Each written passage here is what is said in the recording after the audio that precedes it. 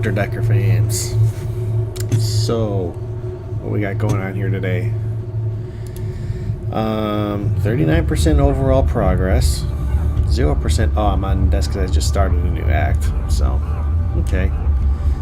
You don't give up easily. Your patients like you. That's weird.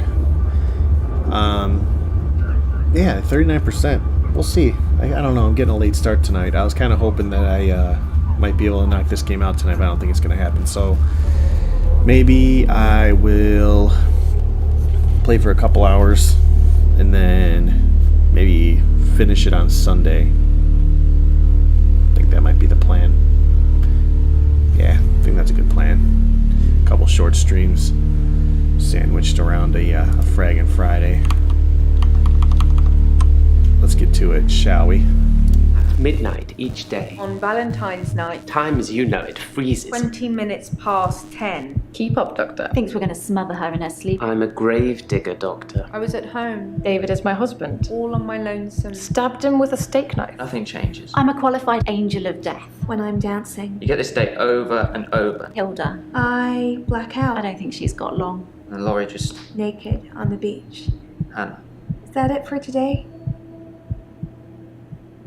David hunts, I can change my skin. then skins. Dr. Dekker dated his patients. I had a hot date We went out for drinks. I took photos of Jessica. Dr. Dekker did on phone Valentine's Day. and ask me for Nathan's number. There was a girl there. Am I wrong to keep the locket? I'm allowed to talk to her, aren't He I? was preoccupied with finding Photographs. patterns. Rocking chair. I haven't been back to the beach since, I had a bit of a shaky loop incident. where I find something I set fire beautiful in the sea. to Hannah's clothes in the garden. I dug the grave. I wish I'd said goodbye. Dr. Dekker cursed me. It didn't weigh enough to have a body in it.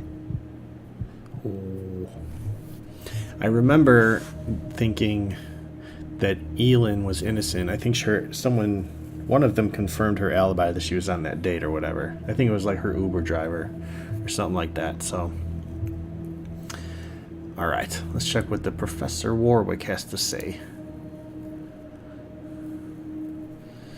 I don't remember this guy. Who is he again? Clues. Dr. Dekker's resignation letter. Please accept this letter as a notice of my intention to resign. 3 days before he died. Question history of my notes. The report says Claire killed David. Underlined some things to ask her about. I wonder if Bryce buried David. What happened with Ben? Ask patients about the paper spike. Too much to do today. I think Ben was Elin's date, right? Alright, let's talk to this guy. Hello. Professor Warwick, I'm a physicist. Where's Dr. Dekker? Dekker was murdered. Is he really? Actually dead? What? Not a worthy adversary after all, then. What? Adversary? Dr. Dekker challenged me. He tried to use my theories against me. Quantum theories.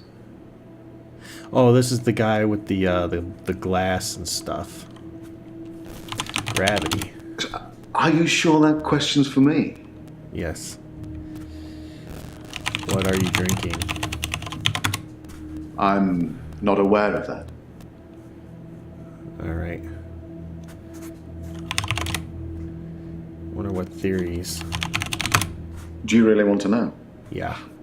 Dekker's eyes used to glaze over whenever we talked about that. He didn't believe in quantum physics. As if it's something that you can optionally believe in. Well, it started with an experiment. Tell me about the experiment. Have you heard of quantum suicide, Doctor? Not the suicide part. I don't know. I have not heard of quantum suicide. No, I don't know anything about that. What? I don't know anything about quantum suicide. Nope. You butthole. That's what I want. Quantum suicide is a thought experiment that tries to explain the many worlds theory. You're looking at me blankly. I can see that you don't understand. I knew you wouldn't. Alternate universes. Essentially, if I were to shoot myself, then in some alternate universe, I'd still be alive. Now imagine if I could actually choose that universe. Taking a product off a supermarket shelf, well, I simply applied that logic to something different.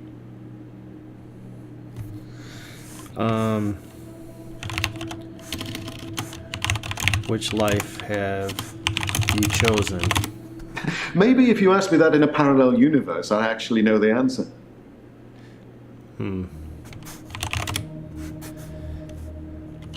What else do you apply that logic to? Gambling. I set up an experiment whereby I would visit a casino and place a very large bet at a roulette table. Now, I would always bet on odd.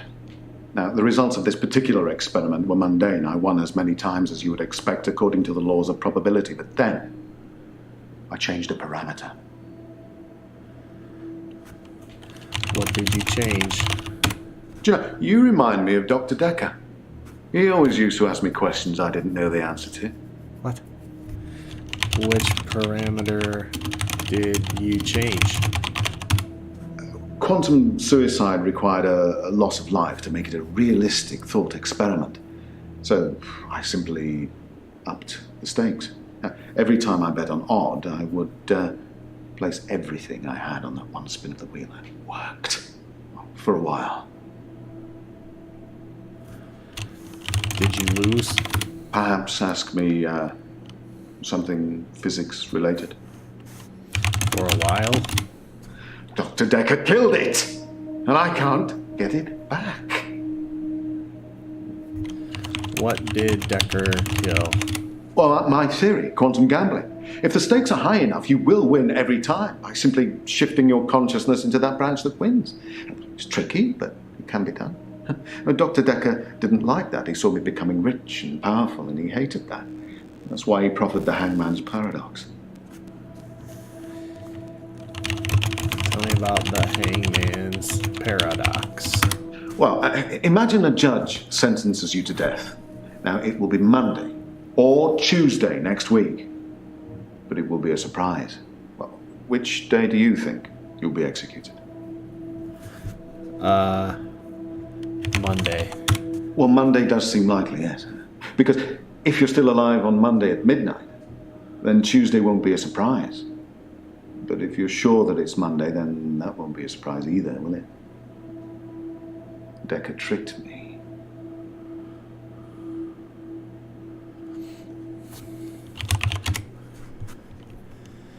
Why did Dekker hate you becoming rich? Honestly? Well, I think he feared quantum physics.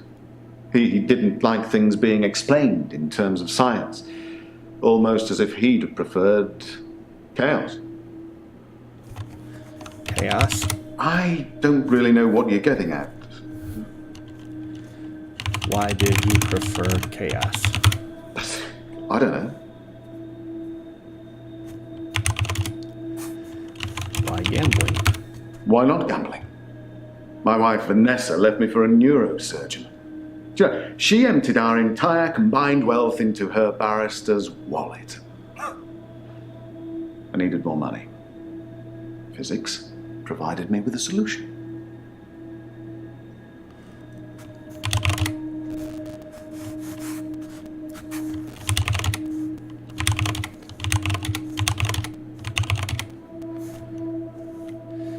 Life? We were married for 14 years, 7 months, and 3 days. Vanessa couldn't have children. At least that's what she told me. She grounded me in reality. I'm not complaining. It's probably what I needed. But part of me always thought that one day I'd achieve immortality through science. It wasn't to be, though. Immortality? Are you sure that question's for me? wasn't to be. I'm...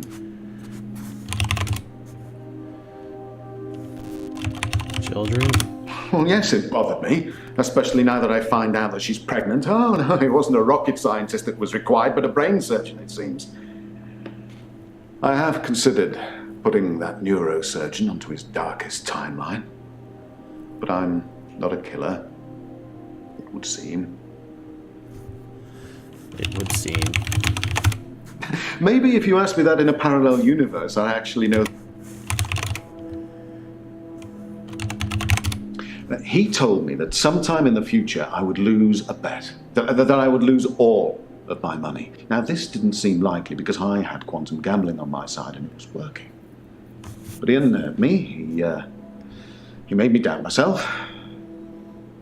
And then it happened. Recently, I lost everything that I'd managed to build up since Vanessa left me.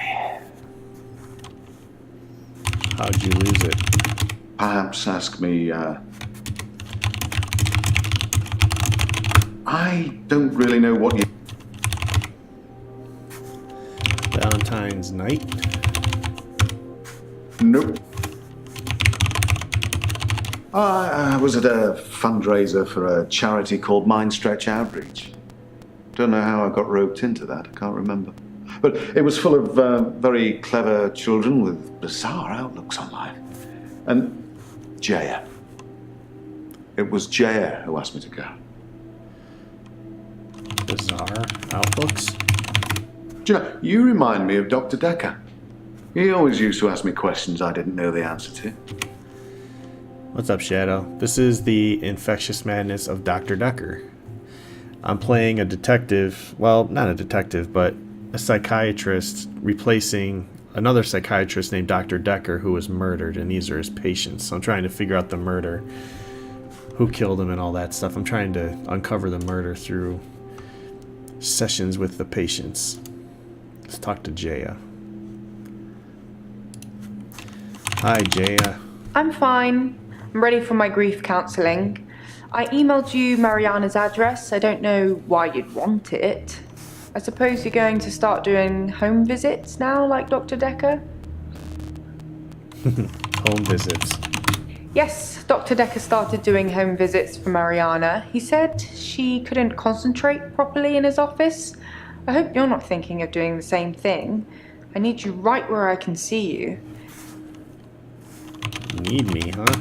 Have you been taking notes in our session, Doctor? Perhaps you should check them? Oh, Warwick. Fundraiser. Nope. You're overthinking things. Do you know Professor Warwick? That's not something I know about. Fundraiser. No, that's... Give me a hint. Do you need counseling today? I don't know everything. I know most things, but not everything. Let's check my notes.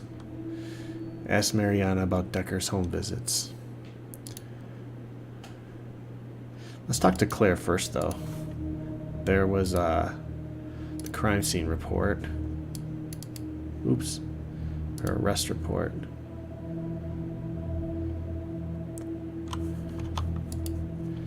David was dead. That's not relevant here. What? Is David alive? You tell me. What could possibly explain that? Arrest report. It makes for interesting reading, doesn't it? I can tell you're dying to ask me about it. Fire away. Report says David was dead.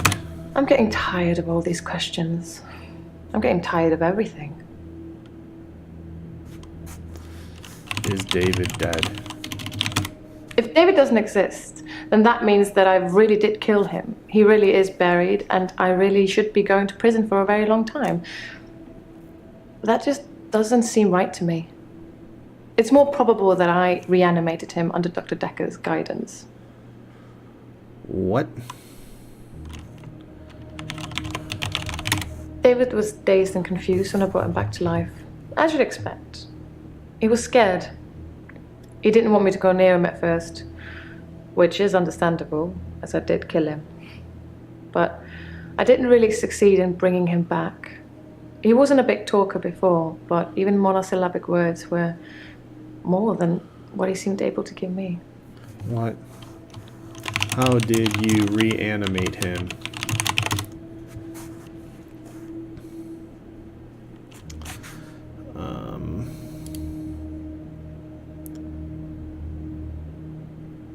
I've been to the lake house regularly, keeping an eye on David.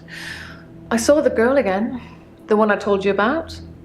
She was playing outside. Did you talk to the girl? I didn't speak to her this time. Something about her made me feel uneasy. I just watched her from the bedroom window. She'd caught a fish. She was holding it in her hands. What did she do with the fish? I wasn't close enough to see, but for all intents and purposes, it looked as if the fish bit her. It bit her? 1, 2, 3, 4, 5. Once I caught a fish alive. Oh, you are a creep. Report said, moving on, were arrested for murder. That's what it says. I can see you're confused. Oh, yes. The police say that David is dead, fatally wounded when I stabbed him. The coroner says that David is dead. Everyone says that David is dead. There was even a funeral. But I know he's alive. Where is he then? Where is David? At the lake house. He doesn't move from there. For good reason. Reason? I don't know, Doctor. Good reason? David shouldn't be alive, so he can't just stroll around the neighborhood.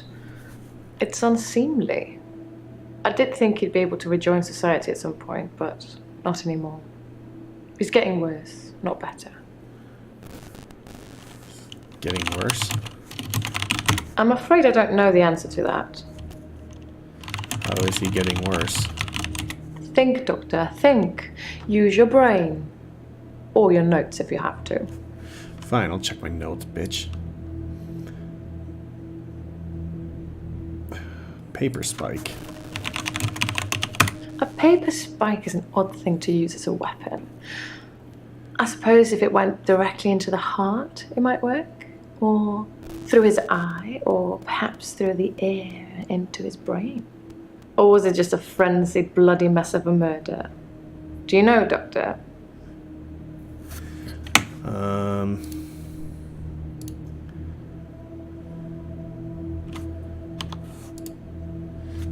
I don't know. I don't know anything about that.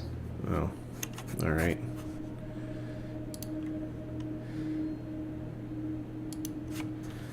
Funeral? He's buried at Henley Church. You can go see for yourself. There's even a headstone. One of your other patients was a pallbearer. I never forget his Bryce. face. You should ask him. All right, I will. Let's go talk to Bryce right now. What do you think of that? David Castleford. I'm actually a classically trained pallbearer. There are a lot of health and safety considerations. Not everybody can do it. Well, properly at least. Occasionally I step in if the funeral director is short-shouldered. I do remember her face. She wasn't upset in the usual way. She seemed agitated. Her husband must have been a giant. The coffin was so heavy. I remember because aft port side sprained his ankle. That and he wasn't lifting correctly. Heavy. I don't know. Is the body still buried? Is that supposed to mean something? Where is David? No. You have an interesting aura, Doctor. Claire reanimated David. Don't know. Oh, I hate you. You smug little bastard.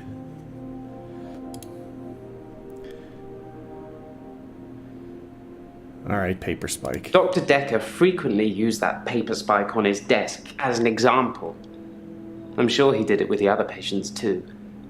He'd make me look at it, touch the point to see how sharp it was. He'd tell me that because I think it's sharp, it will hurt me. But if I thought it was nothing, it could pass right through my hand. That's crazy talk. How are you today? Hello, Doctor. I've been thinking about our last session, and I just wanted you to know that I'm not a bad person. I know taking naked photographs is wrong, but you don't know what it's like until you face the same temptation. I'm assuming you don't know what it's like. Do you have an extra hour, Doctor? I do not have an extra hour. In simple terms, I've got nothing to say.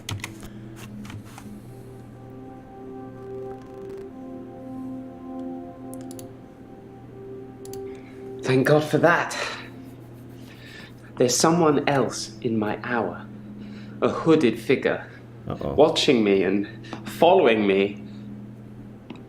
I followed it too.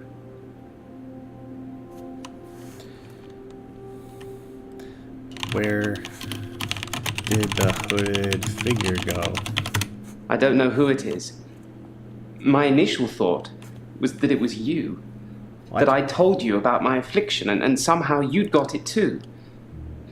Now I think maybe it's the military or some organization that wants to use the hour themselves. Maybe it's Dr. Dekker risen from the dead. I need to talk to you about him. Alright, let's talk about Dekker. I spied on Dr. Dekker not long before he was murdered. I'm not sure I should tell you what I saw in his basement. Tell me about... You must. Tell me about the basement. I'd been feeling uneasy with Dr. Dekker for some time. I mentioned how he'd changed before, so I began spying on him at home. One night, the basement door was open, and Dekker was returning upstairs. I skipped past him, and there she was, a girl. It was difficult to tell, it was dark, and she was chained. Chained? I don't know what you're getting at. Who was the girl? No, Chain. I've nothing interesting. Give me information about the chain. There you go. What did you do with the chain girl? I removed the chains, dressed her, and sat her in the police station. There's no evidence, though. No evidence of what he'd done. But she was free. I saved her. I'm not evil. I destroyed evil. No evidence. That means nothing to me. Alright. Where did hooded figure go?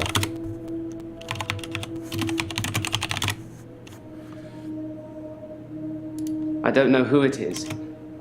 My initial thought was that it was you. That I told you about my affliction and somehow you'd got it too. Now I think maybe it's the military or some organization that wants to use the hour themselves. Maybe it's Dr. Dekker risen from the dead. I need to talk to you about him. So it's asked about the military. I'm surprised I haven't been approached earlier. I mean, my skills and the military. Special ops would be a breeze, wouldn't it? Waltz in past everyone during the midnight hour, get whatever you want, and return to friendly soil. It also makes me think that they might already know all of that, and that they want to get rid of me in case I tell anyone else. Would you do something for me if they get me?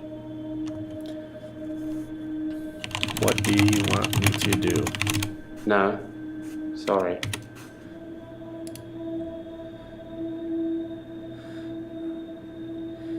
Yeah, I'll do something for you. Would you tell Jessica I love her? You love her? She didn't really know me that well, but I did love her. And also, there's a hard drive in the bottom drawer of my drinks cabinet. Please destroy it. Please, don't look at it. All right then. Hooded figure, please. Whatever it is that's following me, it doesn't want to catch me yet. If I move towards it, it runs away. And when I follow it past temptations. A bar brawl, an open till, an open bedroom window. Like it's testing me.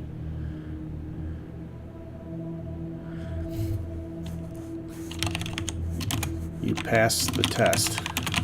I think that I'm becoming a good person, Doctor. I'm ashamed of some of the things I've done, but I'm getting better. The hooded figure, it's testing my morals. Judging me. For what? I don't know.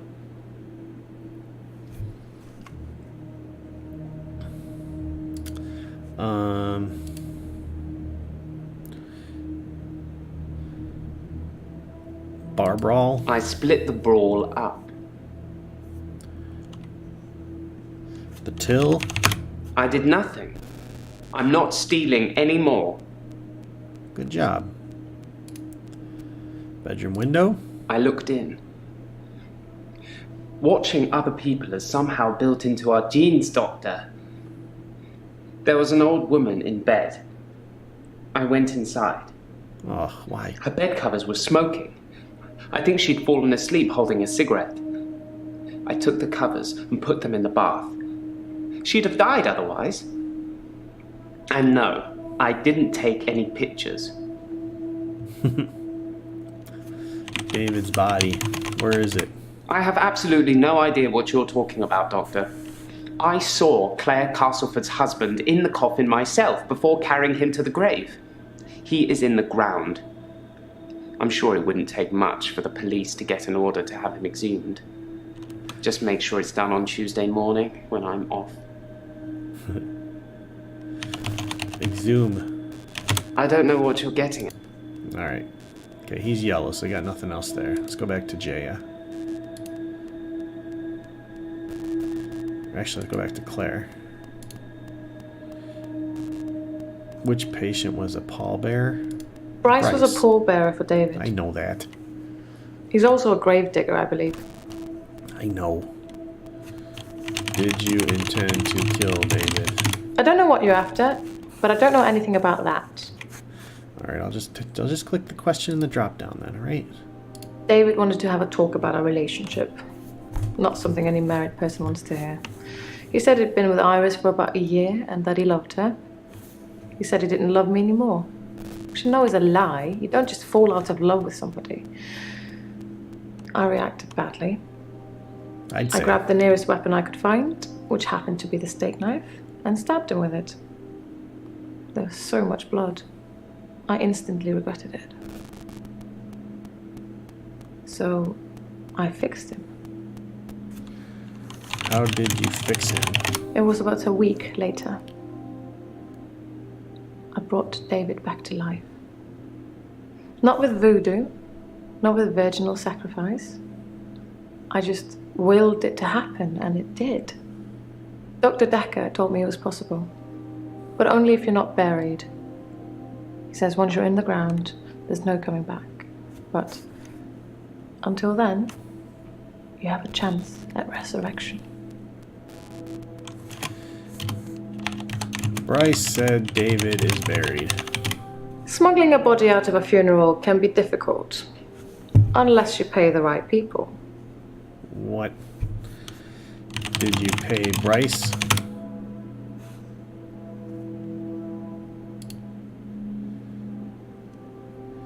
Should tell Bryce that Claire says he's been smuggling bodies. Alright. Smuggling bodies? Claire says you smuggle bodies. Just scare.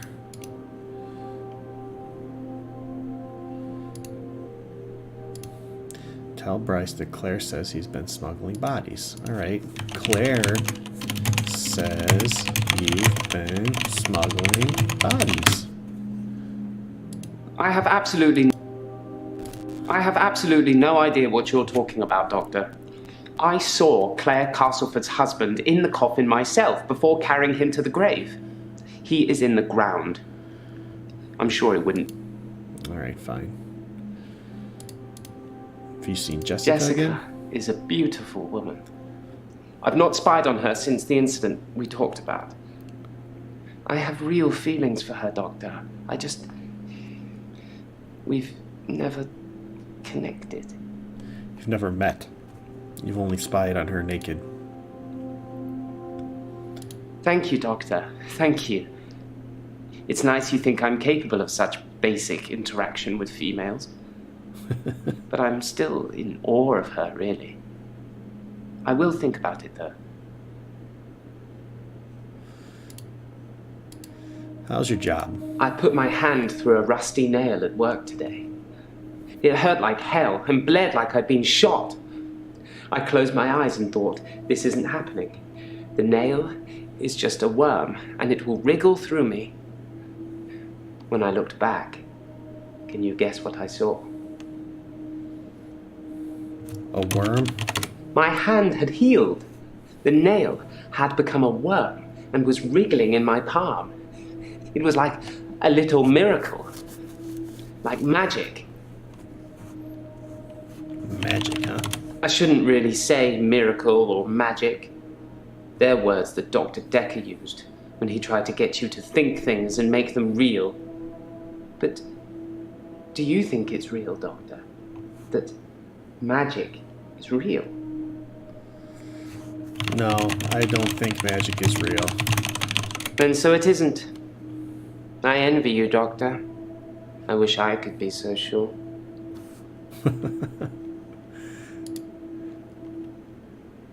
When I looked back at my hand, it was healed.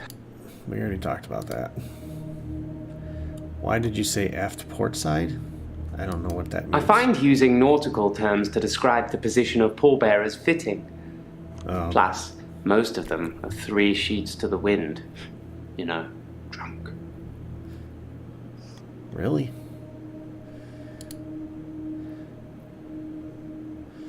Why would you want to be drunk as a pallbearer? That seems not like a good idea. Are you spying on me, Jaya? Checks and balances, Doctor. Somebody needs to be watching the watchman, so to speak. Make sure you're helping, not hindering.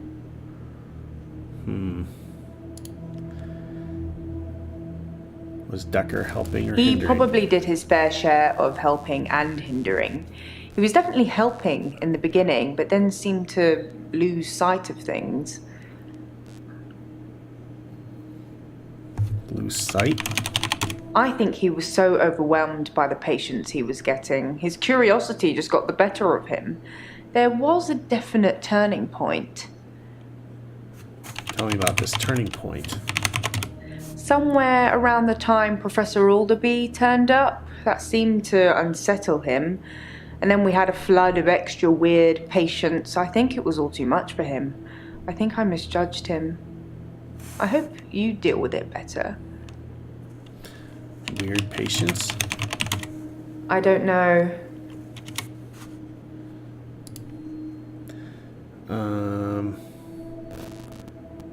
Why would I want Mariana's address? Mariana? I forget how to say it. Doctor, if you don't want it, don't text me and ask for it. It's all right. I don't mind doing menial tasks for you. Someone has to do them. Talk about grief. Grief is such a strange word if you keep saying it. Grief, grief, grief. It sounds like somebody's being whipped. And you're going to ask me how I feel today? Yes. How are you feeling today?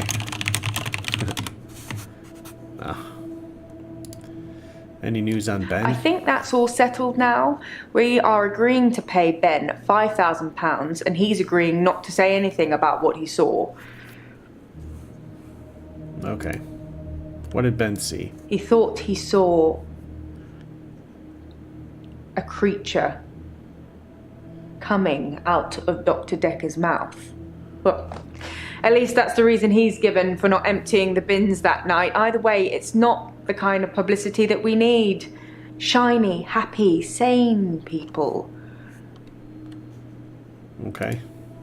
Paper spike. It's in that police report that I gave to you. You should really take a look at it. I did. I'll look at it again, I guess.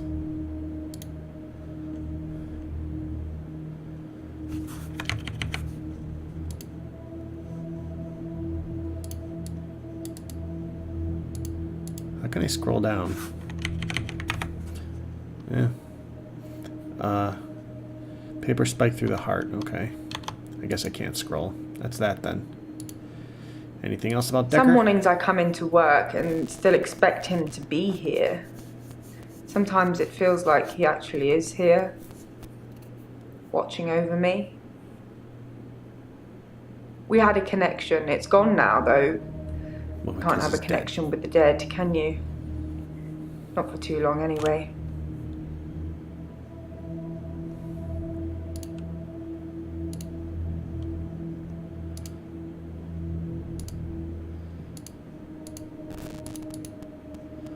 Dr. Dekker asked me to have dinner with him for Valentine's. I refused, obviously, because you don't sleep where you eat or something like that.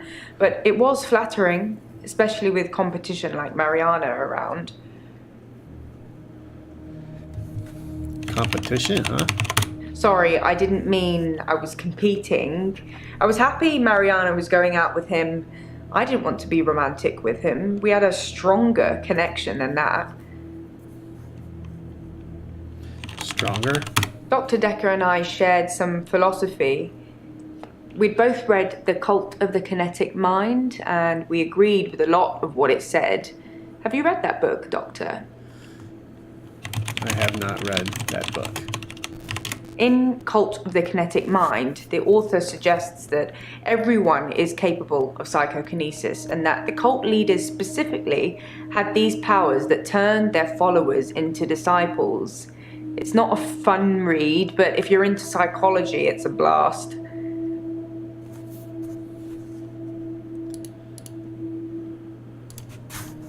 Psychokinesis?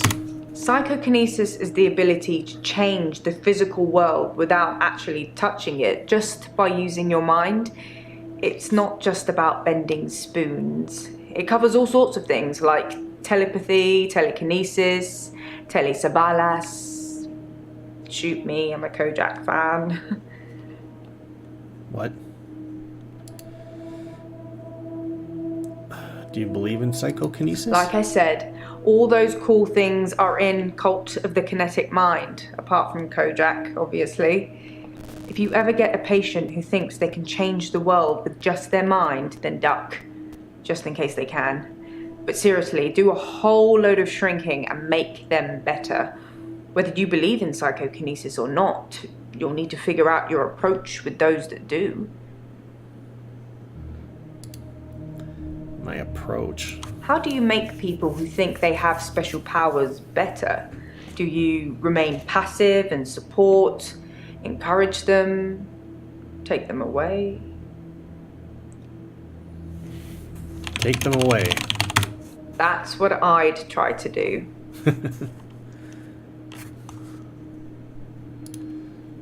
Is it common? No, not at all in my experience. Dr. Dekker had an unusual number of patients who claimed psychokinesis. Either he'd been specifically looking for them or someone had been sending them. Someone sending them.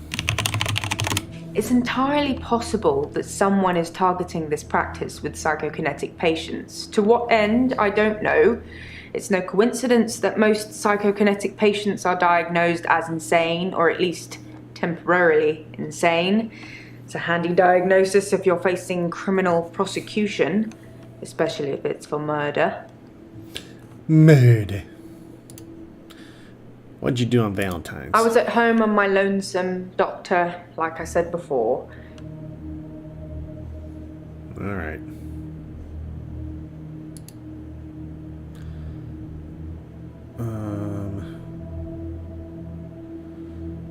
Why couldn't Mariana concentrate in the office? Honestly, I think Dr. Dekker had a bit of a crush on Mariana, or vice versa. It's up insane. I'm not really sure. There's some footage from their home sessions if you want to see them. Yes. Footage. Yes, I'd like to see the footage. That was a joke, Doctor. Oh. I guess we found our level. Waka waka. What do you know about Dekker's mother? Dr. Dekker did send me to see his mother once.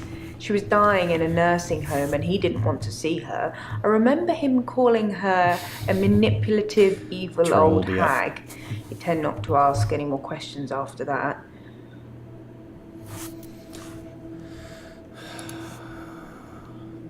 Did you talk to Nathan? Which one's Nathan? Oh, Nathan's the guy who has the Groundhog Day syndrome. Okay.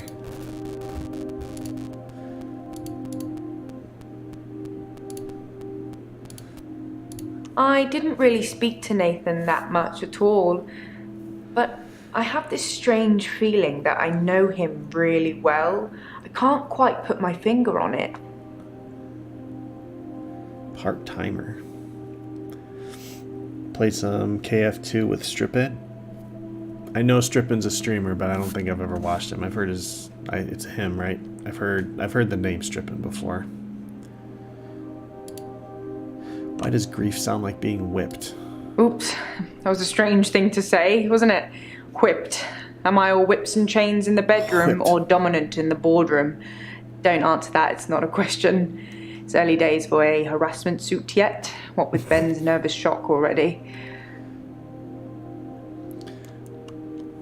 Oh, Strippin. Oh, that's right. No one. That's okay. Dodger's husband. Okay. Now I know where I've heard the name before. Makes sense.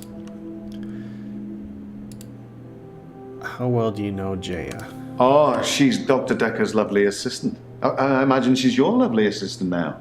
Yep. Yeah, she always smiles and makes me a cup of tea before a session. Smile. Which reminds me, my session. Can we talk about my problem now? Sure. Let's talk about your problem. I'm not a gambler, Doctor. I'm a scientist. I need more money. It's true I've run out of money for my research. An opportunity has arisen. Tell me more about your opportunity. A very wealthy group of individuals have offered to pay me a very large sum of money if I attend their next private soiree. They don't want to talk or anything like that. They want a practical demonstration. Demonstration? They'll pay me £1 million if I can successfully survive 6 rounds of Russian roulette. Now, I am worried because of what Dr. Dekker said, but, well, I can't help but thinking that the stakes are so high I can't possibly lose. What do you think, Doctor? Should I take them up on their offer? No, do not take the offer. No. No, I suppose you're right. In a darker timeline, you probably said yes, and I'm dead now. I earn good money where I work. How do I stop losing it? Stop gambling. I take your point. But I suppose to decide whether to continue gambling or to stop gambling is a gamble within itself, isn't it? Well, my time is up. Will we be having another session or... No, don't answer that.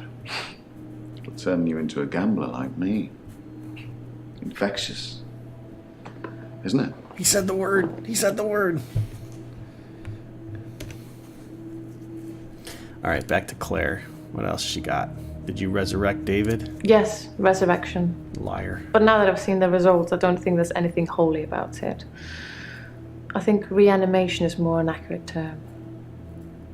Like, I'm an evil necromancer raising things from the dead.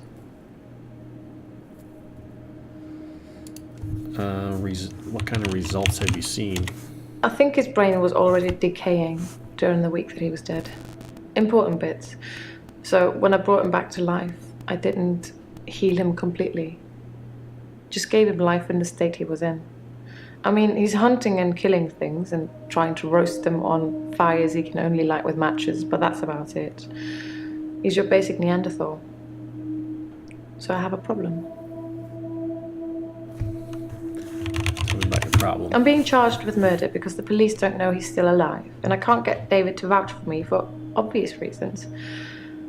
I think it would raise quite a few more questions than answers, which is why I'm hoping that you'd be able to help me. Take the police to David, then.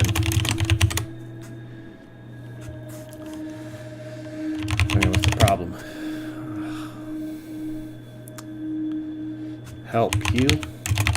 Try asking me something I might know. What do you need? Sorry. Ugh. Give me the question. How can I help you?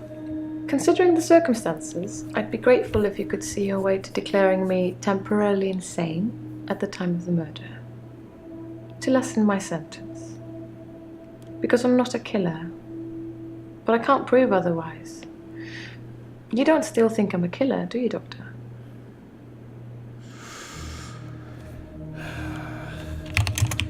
You admitted that you killed him.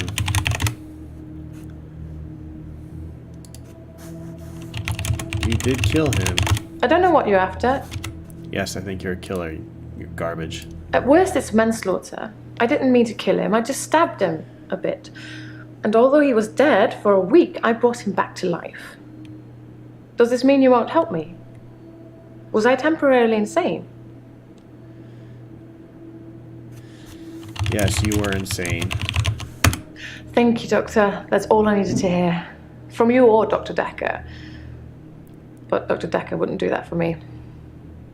He wanted something else. Something else? Dr. Dekker teased me mercilessly about my alleged ability. He didn't believe I'd reanimated David. Once, he presented me with a dead mouse and commanded me to give it life again. I didn't, of course. It's not something I'd throw around lightly. He changed his mind about me eventually. And then he mentioned the girl. Girl? I'm getting tired of all these questions. I'm getting tired of everything. What girl? Try asking me something I might...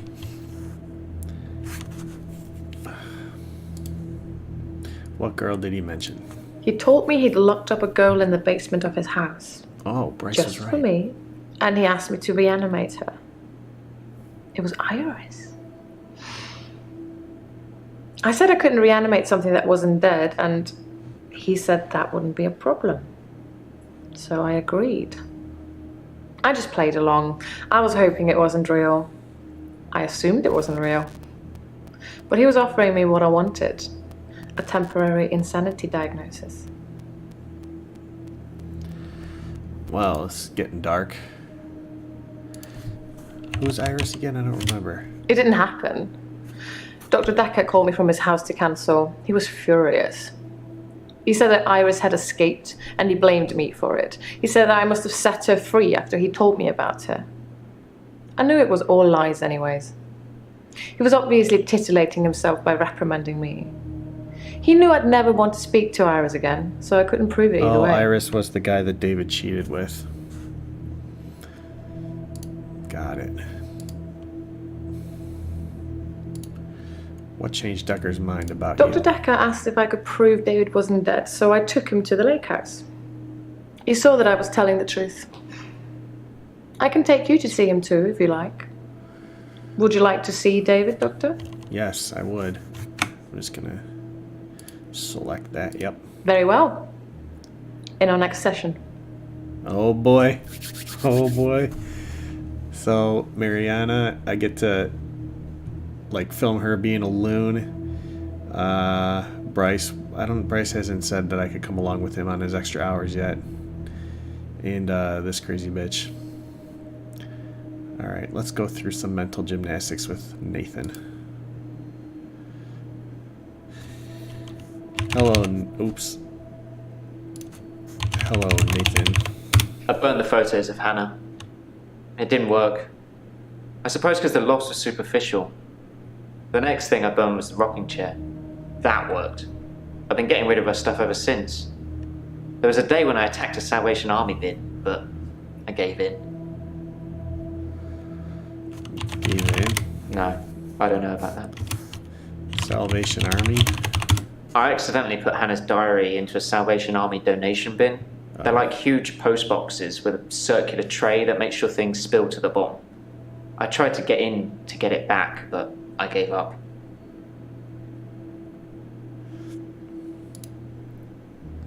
Did you read the diary? I read the last few weeks of Hannah's diary a while ago. I must have accidentally dropped in some clothes for the Salvation Army bin. It's funny, because I wasn't going to read it. She said she'd fallen out of love with me. That she was going to break off the engagement. That she didn't love me anymore. Oh no. I regretted it. Yeah, some tough news to handle. Didn't need that, did ya? Let's talk about something else. Paper spike. I didn't notice Dr. Dekker had a paper spike. I haven't really seen more than a foot in front of me since Hannah died.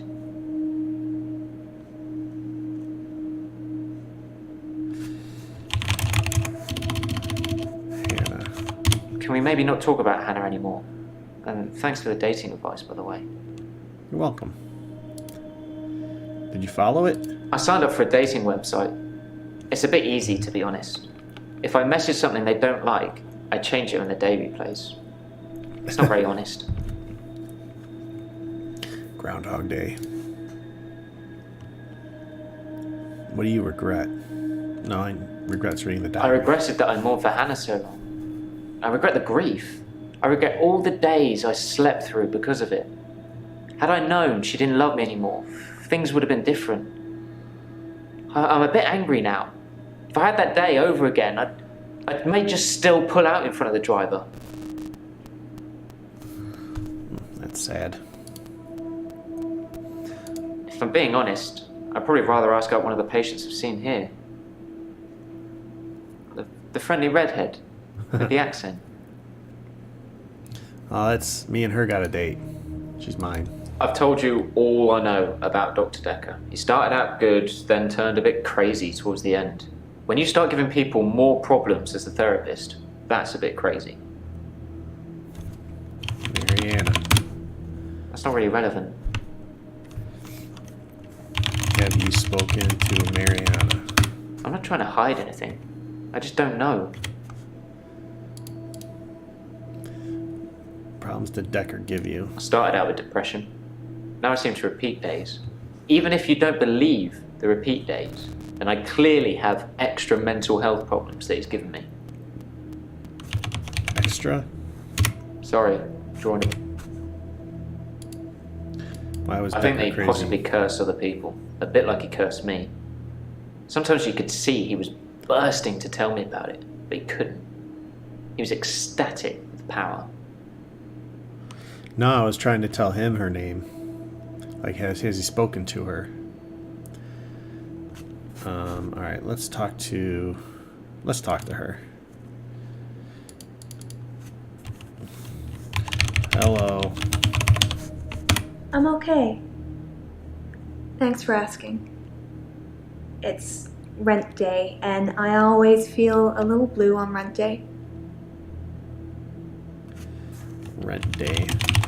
Rent day is the day I pay rent to my landlady. Tell me about your landlady. I pay my rent to a landlady.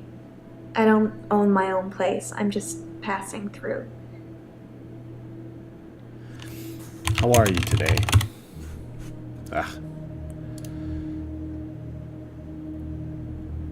Paper spike. Dr. Dekker used to put my checks on that thing. I guess someone thought they weren't getting value for money.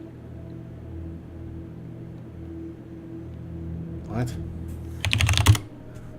You're not getting it. You're not getting it. Checks. I actually don't have a lot of money.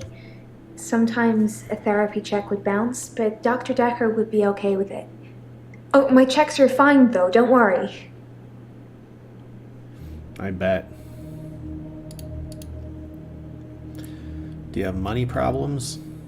I'm not broke. Men buy me drinks at bars, though.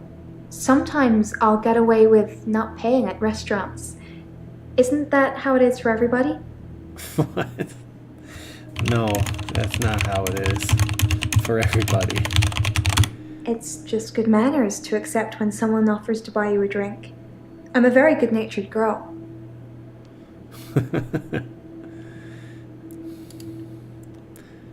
How often do you go to bars and I restaurants? mainly like drive-thrus. I don't like crowds, and I find it difficult to stay in the same place for too long. I guess I'm a fidget. A what? A fidget? You dislike crowds but visit nightclubs. Crowds at nightclubs and bars are different. The lights are dim. You can slink around without attracting too much attention. Slink around. Sometimes I'll kiss a guy in a club, and then he just follows me. Wherever I go. It's creepy. I don't want everyone seeing that.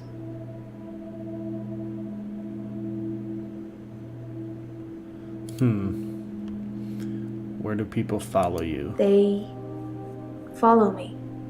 Wherever I go. Anywhere. Where do you think they follow me, Doctor? Everywhere? Do they follow you everywhere? What happens after people follow you? It depends where they follow me. If they follow me home, they bang on the door for an hour or so, then leave. Other places, they just disappear. I don't see them again. Creepy. You mean they disappear? They don't just disappear into thin air. I think they return to the place I found them. But I've not run into the same person twice. Are they ghosts? Nope. Nothing.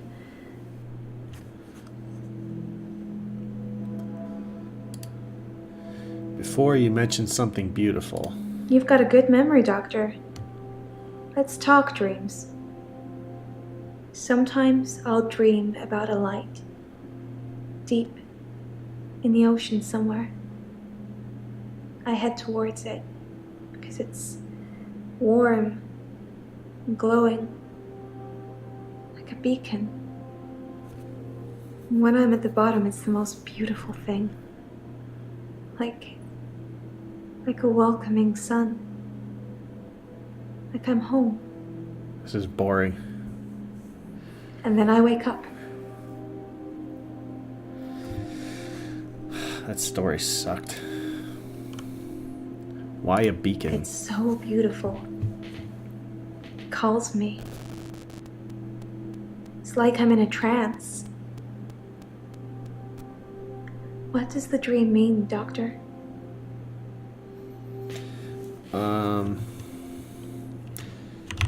Something is calling you. You will have to ask me something else. Alright. Mariana's dream could mean many things. A metaphor for her current issues, searching for something, or maybe she's making it up. Searching for something? I guess. I hate being in the same place for too long. Maybe I'm always searching for paradise or something. Yeah, maybe. Any more blackouts? I've had no blackouts, and I haven't been to the beach since our last session. But I think I will today. Do you want to come with me to the beach? Yeah, let's go to the beach. Doctor, I think you're getting a little anxious.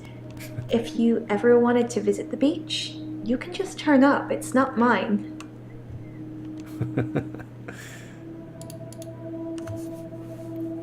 Do people follow you to the beach? Yes, Doctor, sometimes they follow me to the beach. And the next thing I remember, I'm blacked out. And naked. Shivering in the sand. Who knows what happened to them? Okay. Why are you good-natured? Don't you think I'm sweet, Doctor?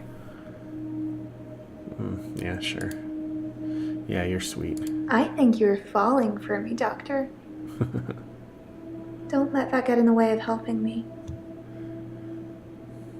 Oh, don't worry. I'll help you. Do people follow you home? Yes. They follow me home. We already talked about this. They bang on your door. They're silent. It's like a trance. Trance?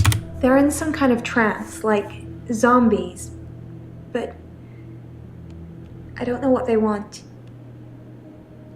Zombies? I don't know. Dekker. Are we still talking about him? And I thought you were just interested in me, Doctor.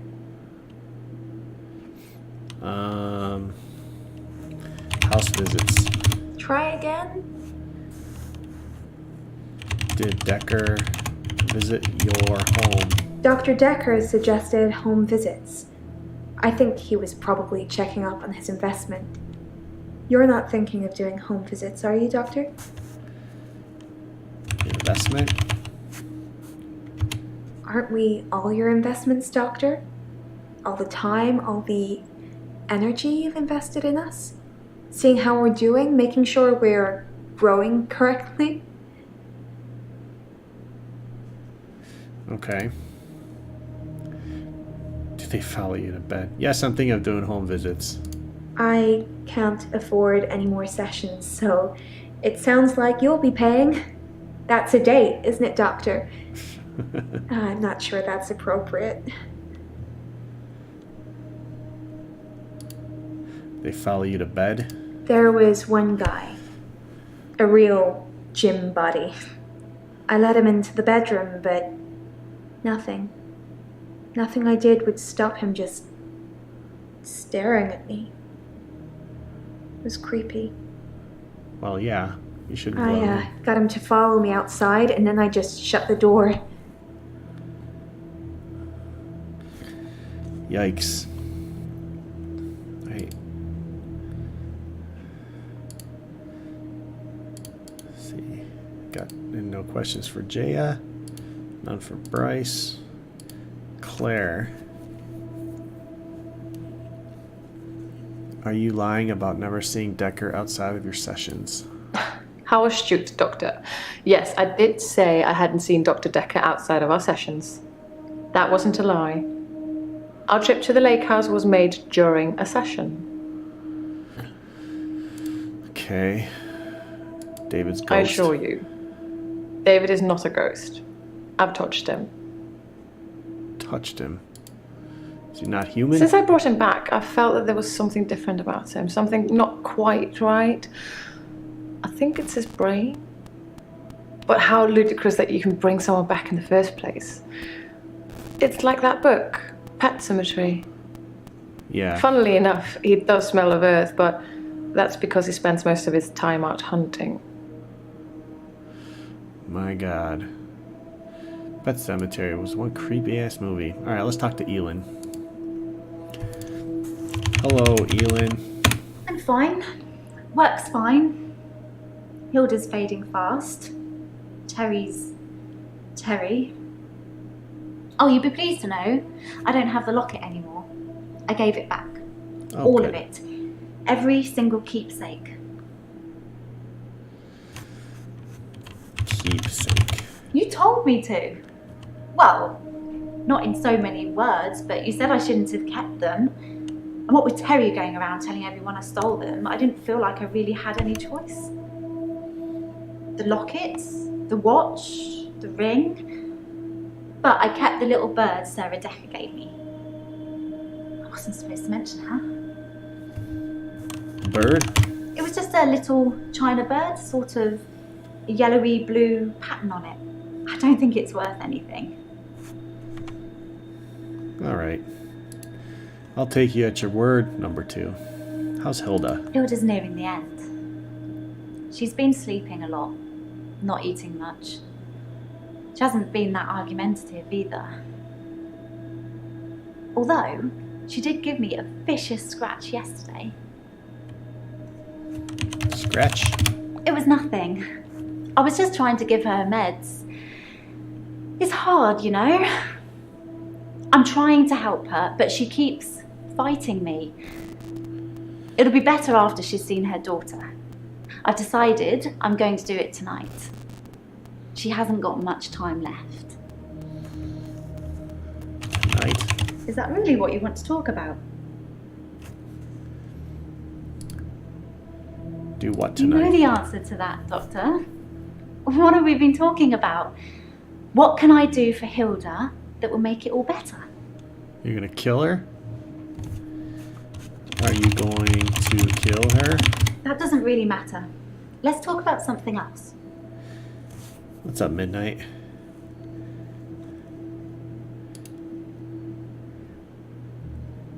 Oh, she's gonna pretend. That's right. Wait. Oh, are you gonna kill her? That's what I was gonna say. Seriously? No, that isn't what I meant. Pretend to be your That's the daughter. plan. I know, it sounds unbelievable, like I'm making it up. I wish I could prove it to you somehow. We could try shifting now. Oh, that's right. I forgot she said she thinks she's a shapeshifter. Think of someone you really love.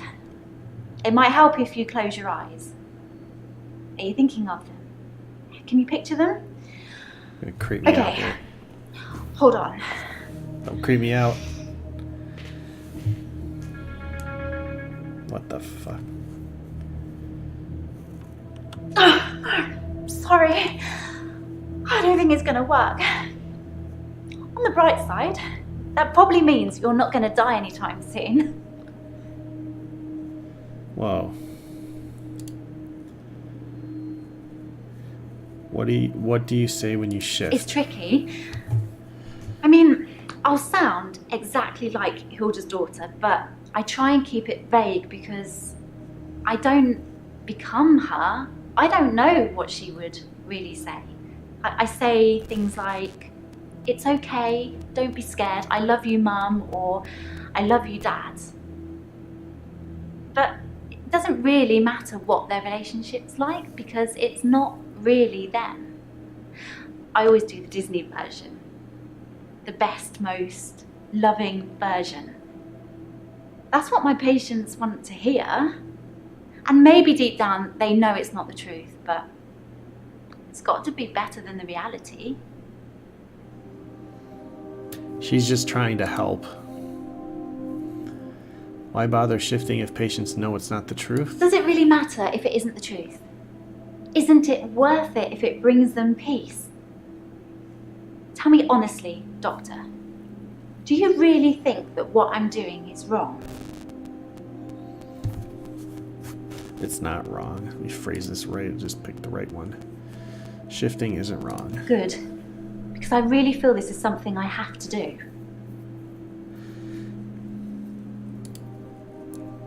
Do you know about the paper spike? It's true then. I'd heard Dr. Dekker was stabbed, but I didn't know for sure. It's weird that whoever did it would choose the paper spike.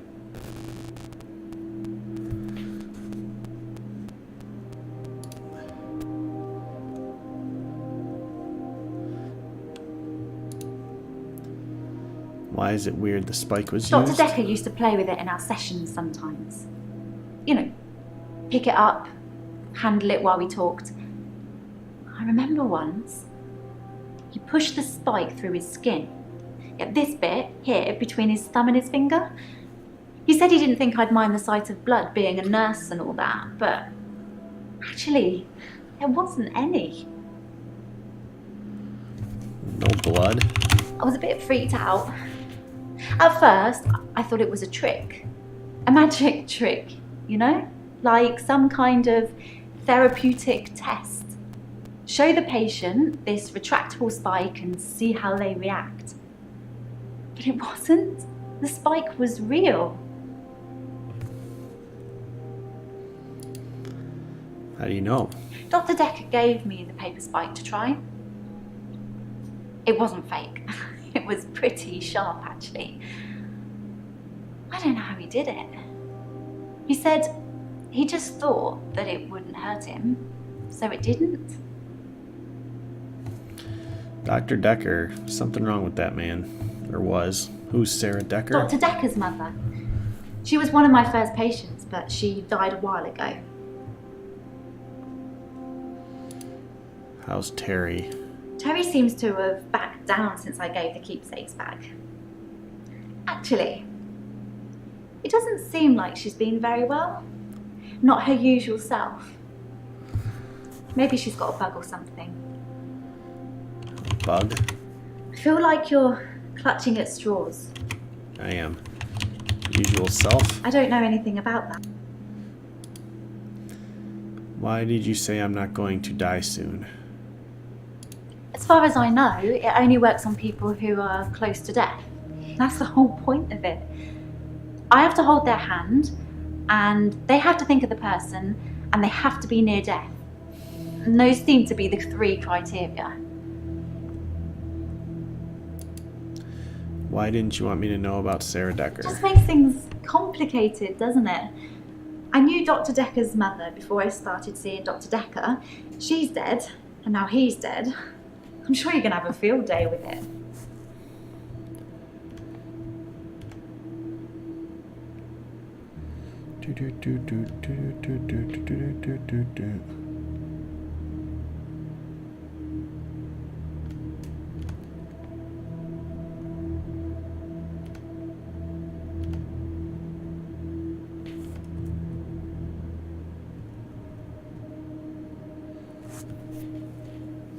Okay.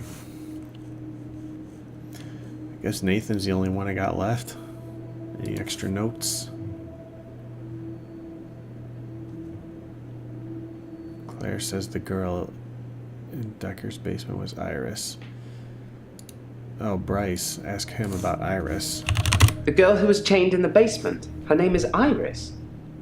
How do you know that? Not that it means anything. She wouldn't remember me anyway. Time was frozen. Claire saw her. I've nothing interesting. Nathan. Alright, what do we got? How did Dekker curse you? Curse. Or remembered. I was hoping you'd forget. It's going to sound crazy. Dr. Dekker said I would never be able to move forward until I came to terms with my grief. And so from this point on, I start to relive the same day over and over again until I made something of it. I believed him. Why? I didn't want to believe him. I remember I said, you can't just say things and they happen. He laughed and laughed. I think he was going mad. Sounds like it. He said he'd give me a demonstration. He does a lot of demonstrations. He held his hand outstretched and told me to look at the flame. There was no flame, and then there was. He was holding a flame in his hand that had come out of nowhere. And he tried to hypnotize me to make me forget it. I see the flame. I didn't forget seeing the flame. He wanted me to forget it all, but I didn't. For whatever reason, he couldn't undo what he'd done. I was scared. I pretended like the hypnosis had worked.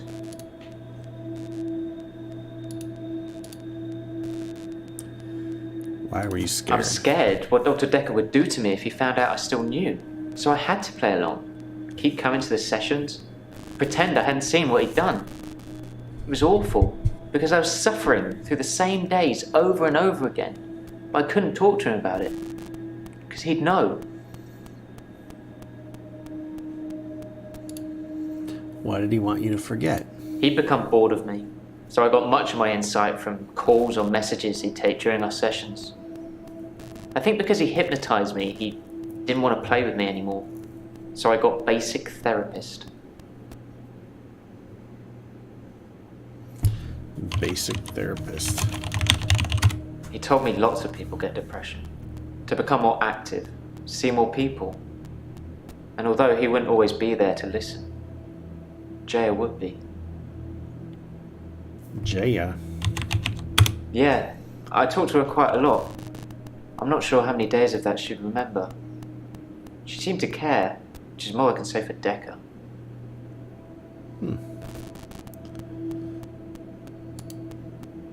Nathan says you talk to Jay a lot. I should ask her. Did you talk to Nathan a lot? Oh. I guess I already asked that. Alright. Moving on.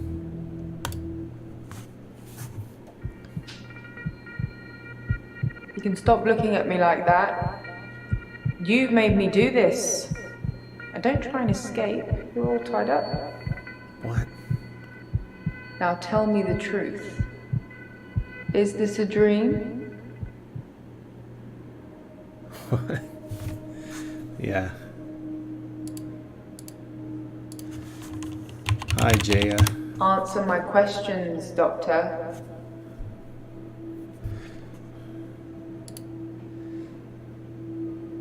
Yes, it's a dream. That's a good doctor. Yes, it's all a big dream. So let's get down to business. Do you believe that people can have kinetic powers? Yes, I believe. I'm just gonna select the answer.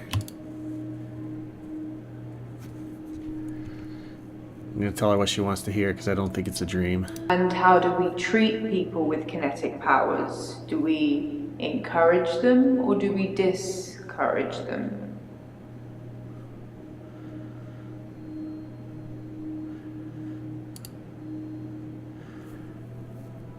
I should discourage people. Very good, Doctor. That's the right answer. Remember it, or there will be consequences. Now, since I'm here, let's have a little bit of fun. Shall we, Doctor? What?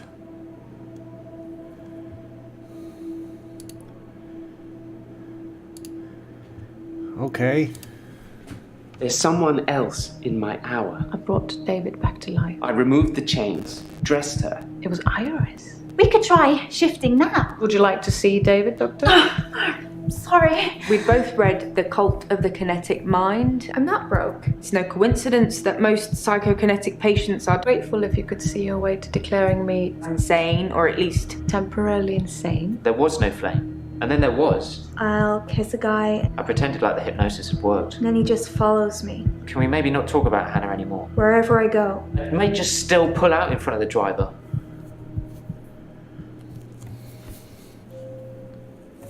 Act 4. How Morning, many acts Doctor. are there? You're looking no. a bit unwell.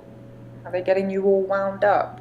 Well, have a look at this. I found it in Dropbox. Apparently, Dr. Dekker lent Mariana some money.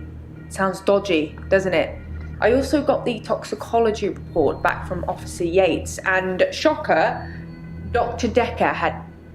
Sorry, you just have to read it. I should have spoiler alert tattooed on my forehead. And can we not do the grief counselling thing today? I'm all sorts of behind on work and I'm getting more stressed out watching it all pile up. If you need anything though, I'm here. Alright, let's talk. Who's Glenn and Scarlett? Let's talk to Jaya first. Actually, let's look at the new clues. Toxicology and the loan agreement. Positive for ethanol. So what, is that just drinking? Oh wait. Temazepam.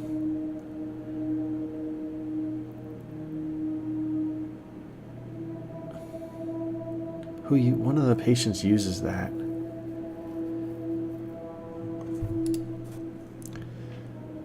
Alright, let's talk to Jaya first before we look at the loan agreement. Toxicology report. Some people would say Dr. Dekker had a bit of a drinking problem. It got worse and then it got better when his confidence turned up. I think it was the stress of dealing with the new patients. I like the odd tipple. What was it called? Temazepam? Oops. Temazepam. Okay. Temazepam. I don't take sleeping tablets, never have. I'm not allowed to prescribe either. Dr. Dekker had me try to forge his signature once, but I was woeful. Forge signature. Dr. Dekker wanted me to try and forge his signature to make sure that I couldn't. That's a weird request. Ethanol.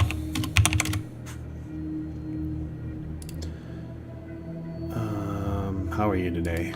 I don't want to talk about grief today. I'm getting enough grief from work.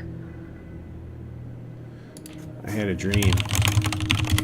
Interesting. But I don't know anything about that. Saw you in my dream. I could tell you, but then I'd have to kill you. I'm just kidding. I don't know. Oh. Notes.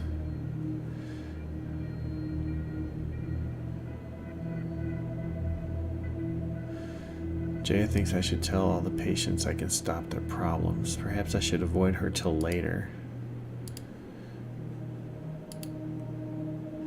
What's an odd tipple? Don't throw things at me. I've been known to drink, not as much at the moment, not as much as Dr. Dekker did. He kept at least one bottle in his desk drawer at all times. You can't imagine the amount of times I wanted to sneak in and have some. Alright, let's see who Glenn and Scarlet are. I don't know this guy. Oh, I think I met Scarlet before though, right? It's the crazy looking woman. Is that the one from last time? Hi, Scarlet. Scarlet, Yeah, it's not the same person. I haven't been in since he died. Since Dr. Dekker died. Tell me about Dekker. He was a complicated man, as I suppose most people are. His external persona didn't match what he dreamed about. Dreams? His dreams were amazing, filled with a spectrum of colours and creatures. It was like Narnia for grown-ups. That was in the beginning. How do you know what he dreamed? How do you know about his dreams? I'm a dream walker. I can visit people and help them in their dreams. Oh, come on now. You've not caught up on all his old patients yet, then? Nope, still working on it.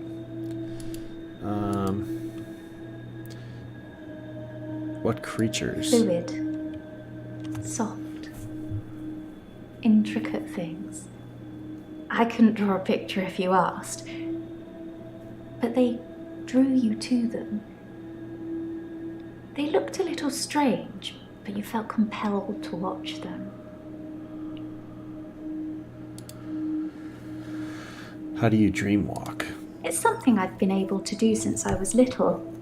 I was born an identical twin, and my sister and I shared dreams. We just thought it was normal. When our younger brother started having night terrors, we helped him. I just need to know the person, a little, and know they're dreaming. Then I can sort of jump into them.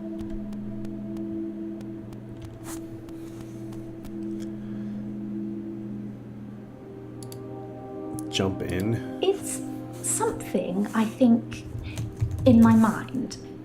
Firstly, I need to sleep myself. I'm constantly tired, so I can pretty much sleep on demand. Before I go, Narcoleptic. I think of jumping into that person. That's how it works for me. I've tried teaching others, but I don't know if anyone else can do it. Nope, just you. Who have you tried? I don't know. Lots of people. Whenever I get close enough to tell somebody about it, the first thing they want to do is try it out or have me visit their dreams.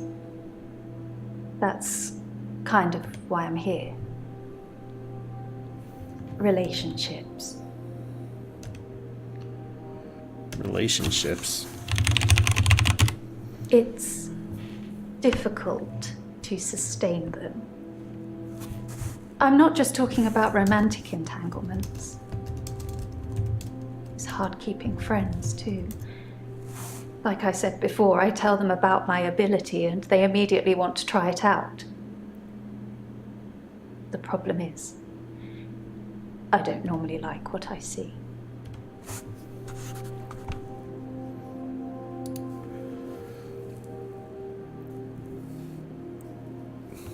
Why don't you like what you see? I think people try to show off. Firstly, they're a bit shocked if I turn up in their dream. But when they're comfortable with that, they start to put on a show. But most people can't control their dreams, so they tend to turn into nightmares pretty quickly. Oh look, I'm dreaming of a giant Stay Puft Marshmallow Man. Oh, why is it destroying New York? I get it. I get the reference. Why do other people's dreams affect your relationships? Experienced someone's dream, if they've been a bit creepy in it or terrified me, it's hard to look someone in the eyes after that. It's embarrassing. What should I do, Doctor? Should I not tell people about my ability? Keep it a secret, bottle it up? Keep it a secret. I'm not sure that's healthy, but I guess I could give it a try. Yeah. What if it accidentally comes out? Is there anything else I can do to stop pushing people away?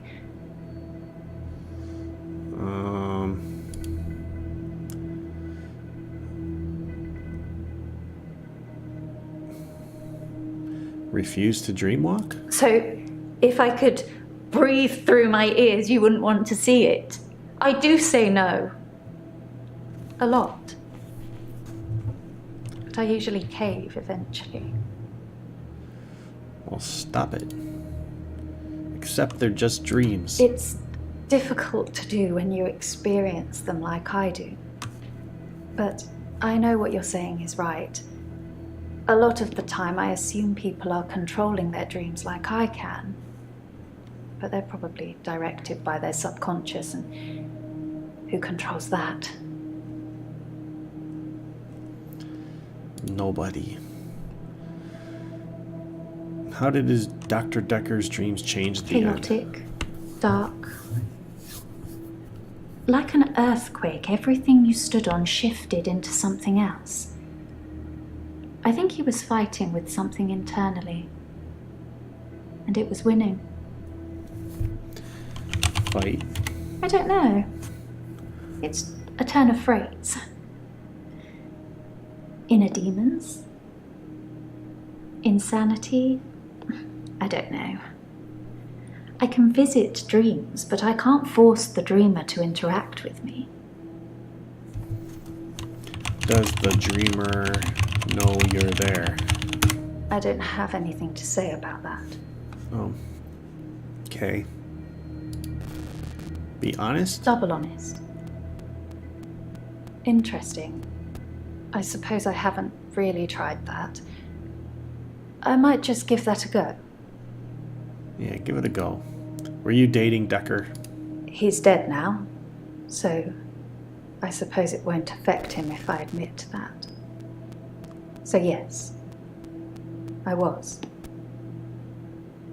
Not near the end, though. Not when his dreams started changing. Like I said, my ability ruins relationships. Who told you? Jaya? Why Jaya? Just thought she'd know. Thought she'd know everything about her precious Dr. Dekker. Sorry, we didn't speak that much. But she was a lot like the other woman. So much control over someone who was supposed to be her superior. Women, catty bitches. What were you doing on Valentine's Day? Valentine's Day was awful. I had a bit of an accident with a creme brulee torch and had to spend the night waiting in A&E. I melted a nail to my finger. It hurt a lot and needed stitches. It's all fine now, though.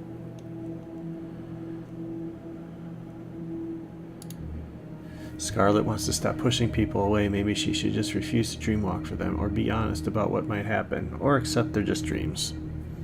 Yeah. All valid avenues. Alright, let's talk to this guy. I don't know who he is yet.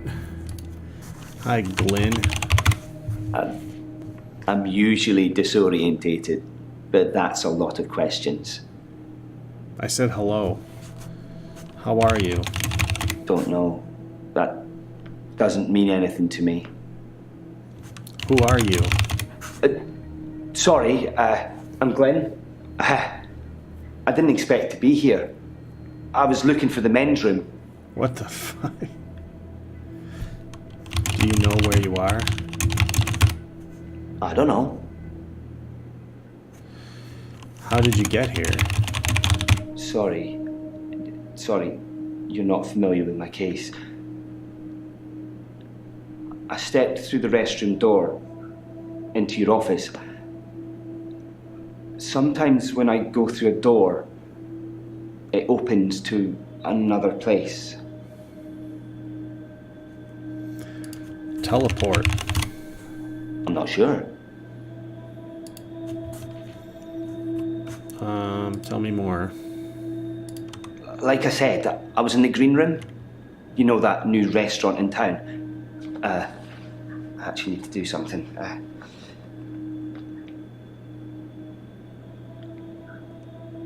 Done. Sorry. I was in the middle of a date and needed the restroom, and here I am. Do you know who I am? That doesn't ring any bells. Dr. Dekker? Dr. Dekker was crazy. I arrived late to the party.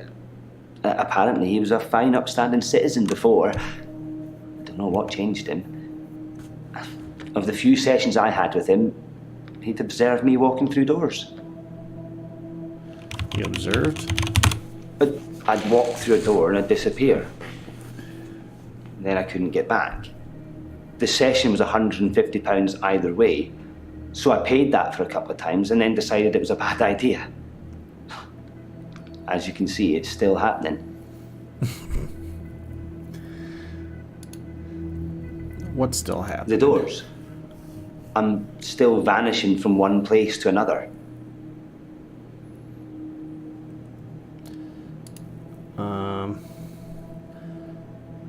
I should ask Glenn if Jaya saw him walk in. Did Jaya see you? No, I shouldn't imagine she did that. I didn't even pass through the waiting room. Besides, it's lunchtime, she won't be there.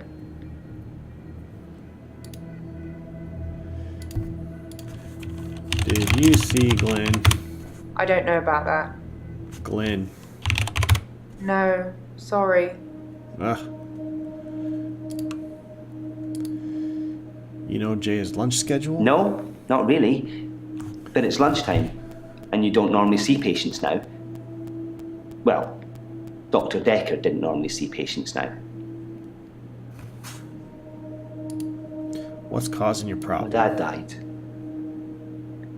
He was on his deathbed, and I was complaining about work, women or whatever. It was an idiom. He said, when one door closes, another opens. Then he died. I needed those words to be important. So here I am.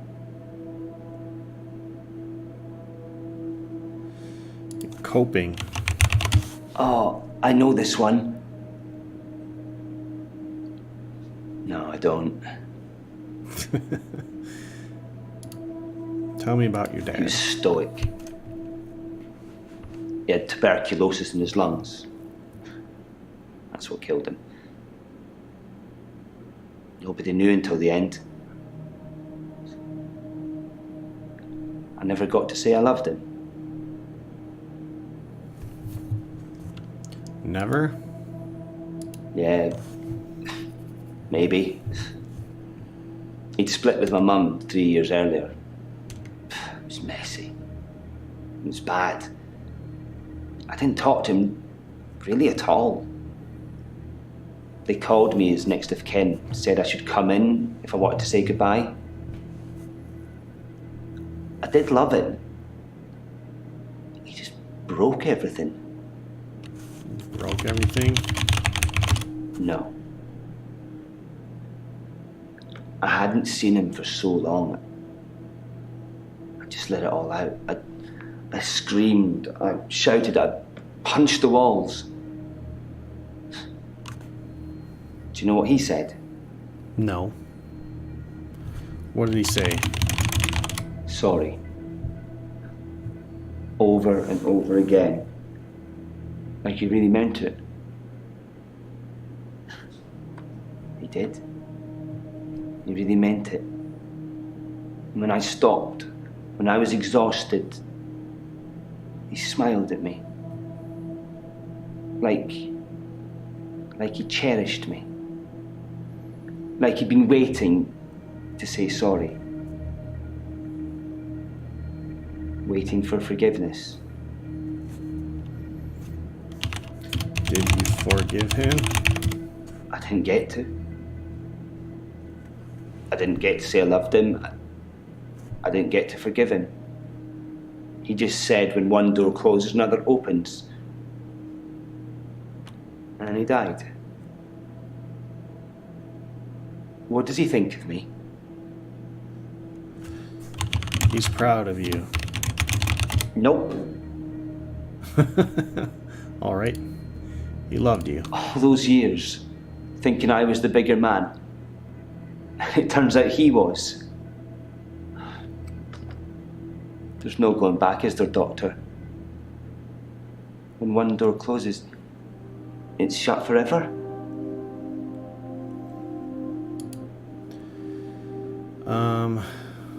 No, not forever. Yeah, it's shut forever. It's no solace, really, is it? Maybe another time. Maybe. Oh, he's gone now. He left. All right, then. All right, the usual suspects here. Jaya, anything to say to her yet? Why is work giving you grief? I don't know if you know, but Professor Alderby used to be my professor. He teaches history and psychology, amongst other things. I know it's not technically work, but he asked if I would allow him to have the video footage of his sessions with Dr. Dekker. Dr. Dekker wanted to be removed from all of the videos, so it's jump cut up to jump cut, but I'm sure you've already noticed that. Uh-huh. Could someone have... No, what video footage? I didn't think you'd mind, since it wasn't your case anyway. Mostly it's the professor talking about how he viewed reality back then, in so much as he thought it was changeable. There's nothing else to do but watch while things are encoding. All right, we'll come back to you. Hello, Claire. How are you? There's no lake house today, sorry. Why? David's not doing very well. He's caused a problem with the girl. I need to do something. What problem? The little girl, our neighbor at the lake house, she says David is weird and creepy. Doctor! Ah! Damn Sorry. you. But I found some of the referral letters we were talking about. There is a pattern, but it's not the same for everyone. He said to get them to you ASAP, so here you go. Damn it. Get out of here.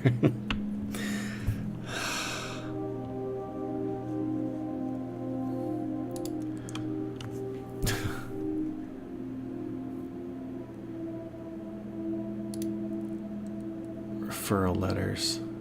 Oh, I never looked at the loan agreement. How much did he loan Mariana? £15,000 for £1 over 36 months. By signing this agreement, blah, blah, blah, blah. Contract no interest, and in lieu of accruing interest, lenders agree to the payment of the arrangement fee which is due before transfer of the amount loan. Lender also agrees to consider the loan repaid in full should they die or become subject to any power of attorney agreement, as long as this event occurs within the term of the agreement. So there's a motive for Mariana.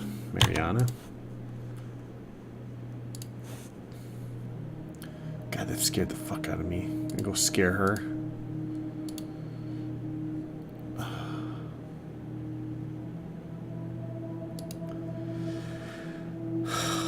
Back on track. I'm gonna read those letters real quick. Referral letter 1. Hackett and Brown. I'll refer a client to your clinic for evaluation. Claire Castleford. She's being charged with the murder of her husband. We require your diagnosis as to whether she was of sound mind and had the mens rea required for the crime. I guess presence of mind. Solicitors Hackett and Brown.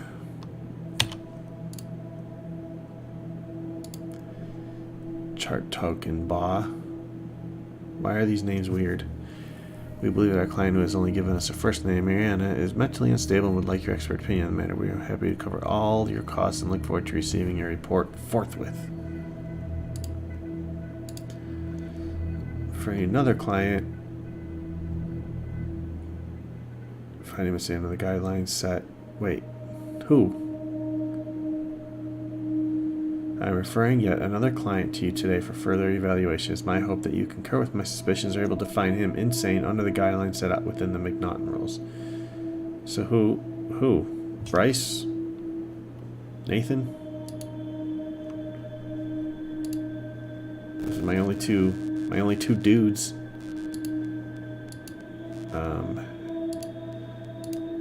The cat Roundbeck. I don't know, Doctor. Do you? Which patient is referral letter 3? If you couldn't see a pattern in the referral letters, there probably isn't one. It's just me. I can find a red rum in anything. What pattern did you find? Pattern? What's Jay talking about? I should come back later once I have the referral letters. I do have the referral letters. Whatever. I'm gonna talk to Claire. You do something? I don't know. I need to do something about David. It's just too much. How can I stop thinking about what I've done? Tell me, how should I distract myself, Doctor? Are you going to kill David again? David has been hunting and skinning again. But from the look of the torso, he caught a domestic cat. I'm being generous. It was definitely a cat. I spoke to David about it, but I have no idea if he can comprehend me or not. He just grunts at me. He doesn't even smile anymore. Not at all. Well, you resurrected him, allegedly. Can I talk to David?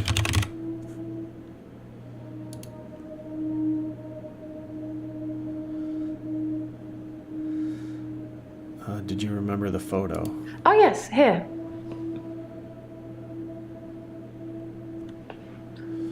From a few weeks ago.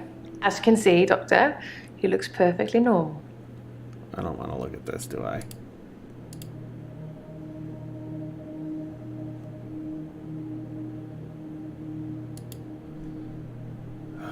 Someone's gonna creep me out. I got that bad feeling now. Alright, have you ever taken temazepam? Bam, ram? I've never used sleeping pills. I'm too afraid of what would happen to me in my sleep. Ooh. Did you take pills before you killed David?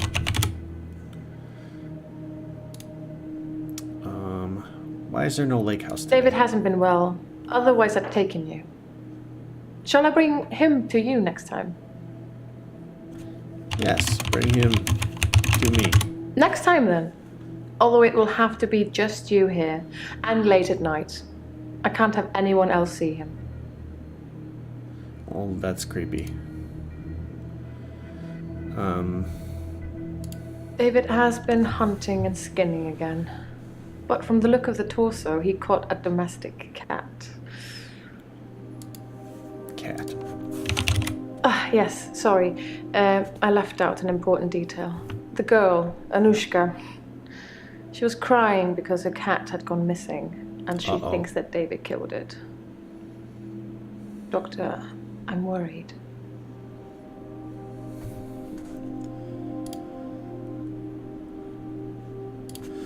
Anushka?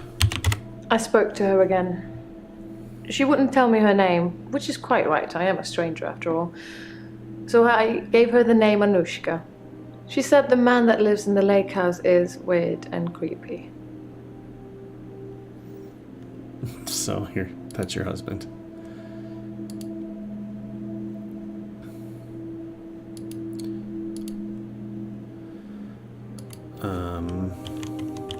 Worried. I'm worried that David's not going to stop at cats. He's killed deer, rabbits, wild birds, and now cats. I'm worried he might add little girls to his list. I can't stop him. Why can't you stop him? I can't stop him. I can't control him in any way at all. Ever since I brought him back from the dead, he has done nothing but ignore me. I'm starting to think that What? I need to put David out of his misery. That I need to end his suffering. That I need to kill him again. I asked you this already. What shall I do, Doctor? Should I kill David? Yes, kill David.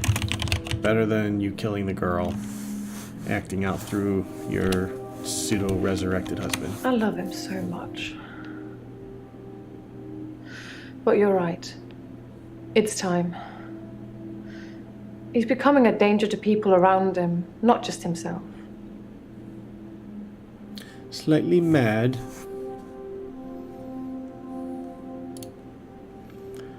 Call the police. I should have said that first. I don't know what you're talking about. Okay. Was Dekker an alcoholic? If Dr. Dekker was an alcoholic, he hid it well.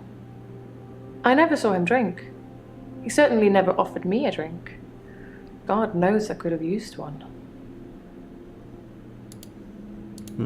Have you talked to Bryce or Iris? I never talked to Bryce, but I did talk to Iris. She didn't want to at first. She blames me for David's death, but as we both know, that's not a thing. Anyway, she said she was never locked up in any basement and had never heard of any Dr. Dekker. So it's, as I first suspected, a lie. You didn't make all of that up so I'd talk to Iris again, did you?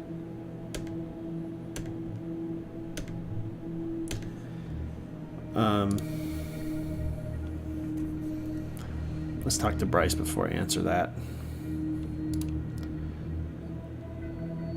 Yeah, Iris denies being locked in the basement.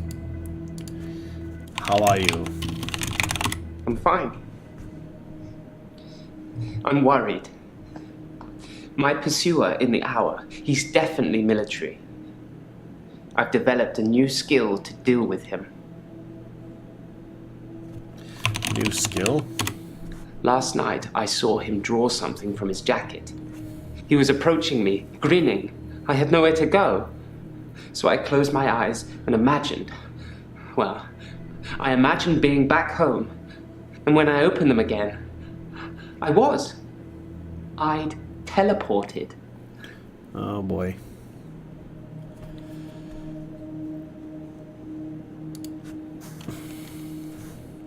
Was time still frozen at home? No.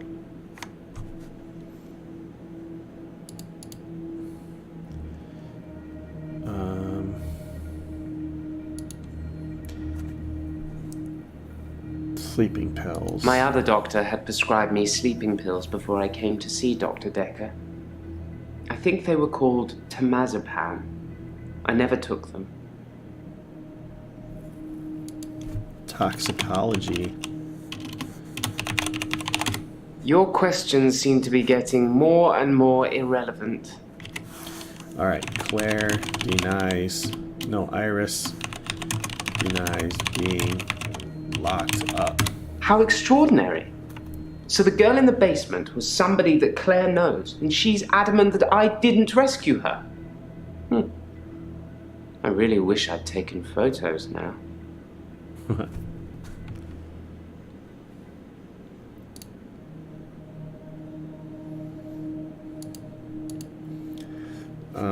Photo? No. Sorry. Iris. No. Claire. I don't know. David. I have nothing to tell you about that. Relic. No.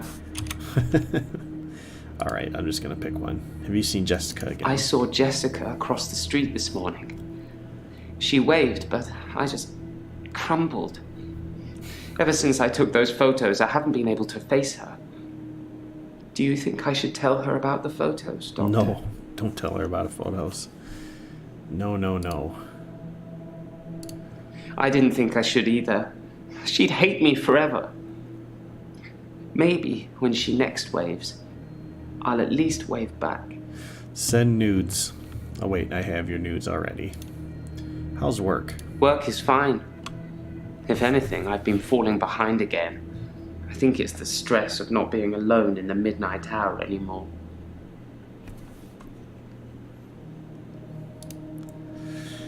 What have you been doing? I stole a painting. There, I've said it. It was from the local gallery, Providence. I really like it, but I can't afford it. So I took it.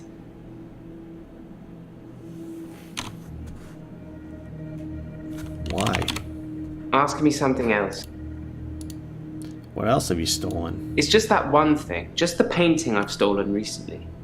I think my new pursuer is unraveling me. Is it okay to steal things, Doctor? If I really like them? No. It's not okay. I thought you'd say that. I will do my best to refrain from it, but I can't promise anything. Did you ever see Dekker drink? I never saw Dr. Dekker touch a drop. Doesn't mean it wasn't going on behind closed doors, though, does it? What if he wants it more than the person who has it? If only there was some way to quantify his want. Tell me about your referral. Oh, so that one must be... So the referrals, one is Claire, one is Mary... Wait. Clues. Oh yeah, Marianne is number 2. Claire. Okay, so now it's assuming that... That one question is assuming that... Even though it doesn't see Bryce anywhere on here. So it's like assuming that I know that that's for him. Tell me about your referral. Maybe not. I was one of Dr. Dekker's first patients. I wasn't referred by anyone. My GP recommended I saw someone privately. I think he was just sick of listening to me complain about how little time I had during our 10-minute slot.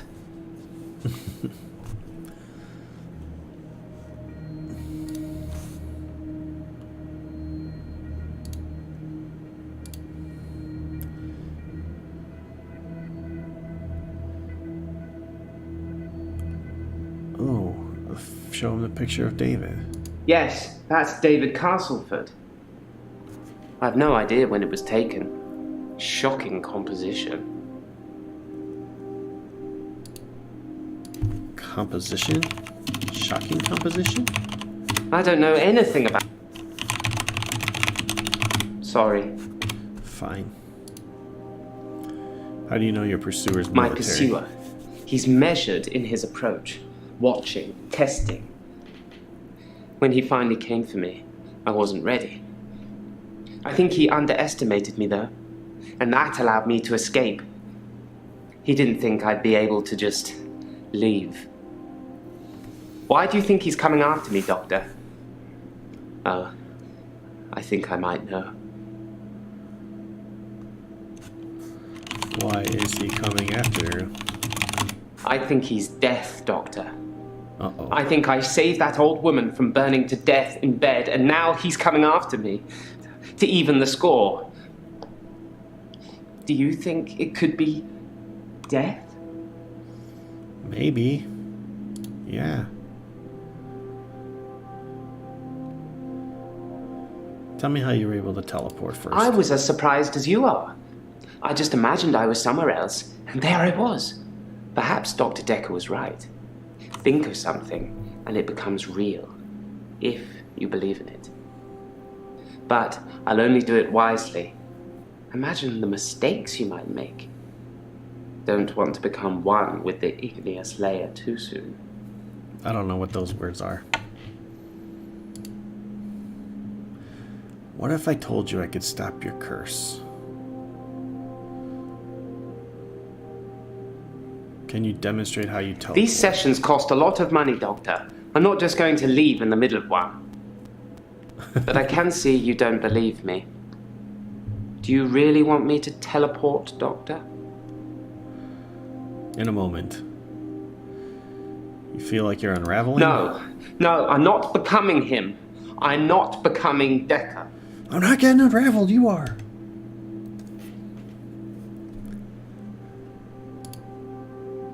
What if I told you I could stop your curse? No, Doctor. No, you can't. I've seen what you can do. You can listen and ask, but you don't have any real power. Liar. I don't think it's death. Put his mind at ease. He's a little worked up. It's just me. I'm going crazy. I'm so strange. Everything about me is strange already, but to have another presence in my hour, it's unhinged me. Yeah, I want you to teleport now. Blink, and you'll miss it. Told you.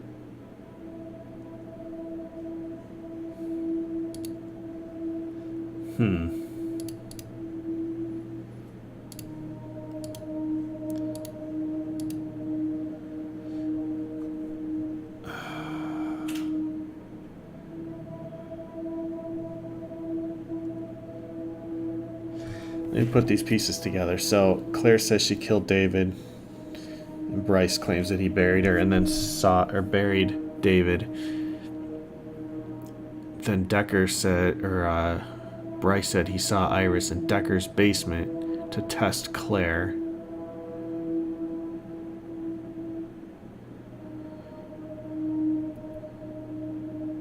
Oh, who said that? That was someone else. Who said that story? I don't remember. Crap. I didn't make up the story about Iris. Someone else may have, but I didn't. Then Mr. Bryce seems to have a few more issues than me. Perhaps you should ask him about that.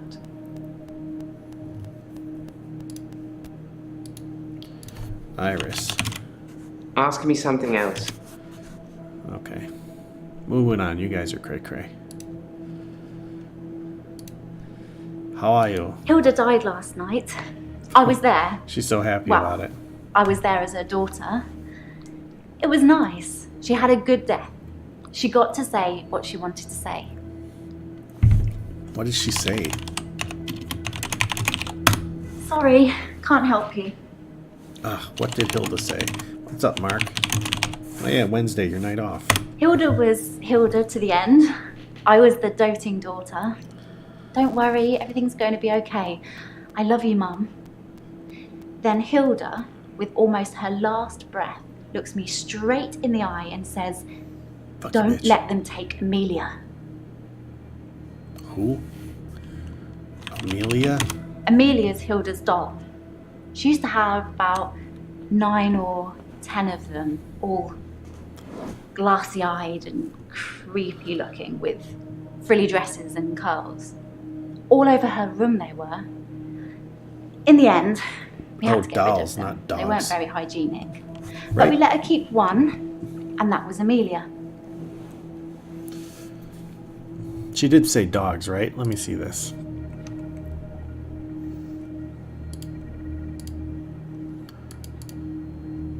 Amelia's Hilda's doll. Oh, a doll. Okay. Yeah, I thought she said dogs too, but apparently not.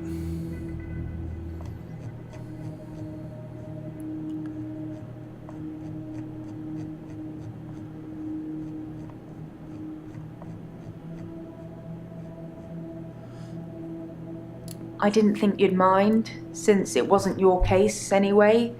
Mostly it's the professor talking about how he viewed reality back then, in so much as he thought it was changeable. There's nothing else to do. Oh. Okay, let's go back to Jay and ask her about that. Changeable. How is reality changeable? Psychokinetics, remember? No, Cult here we of the go. Kinetic Mind? Professor Alderby said it was recommended reading to help psychiatrists in their frontline battle with insanity, he likes to call it.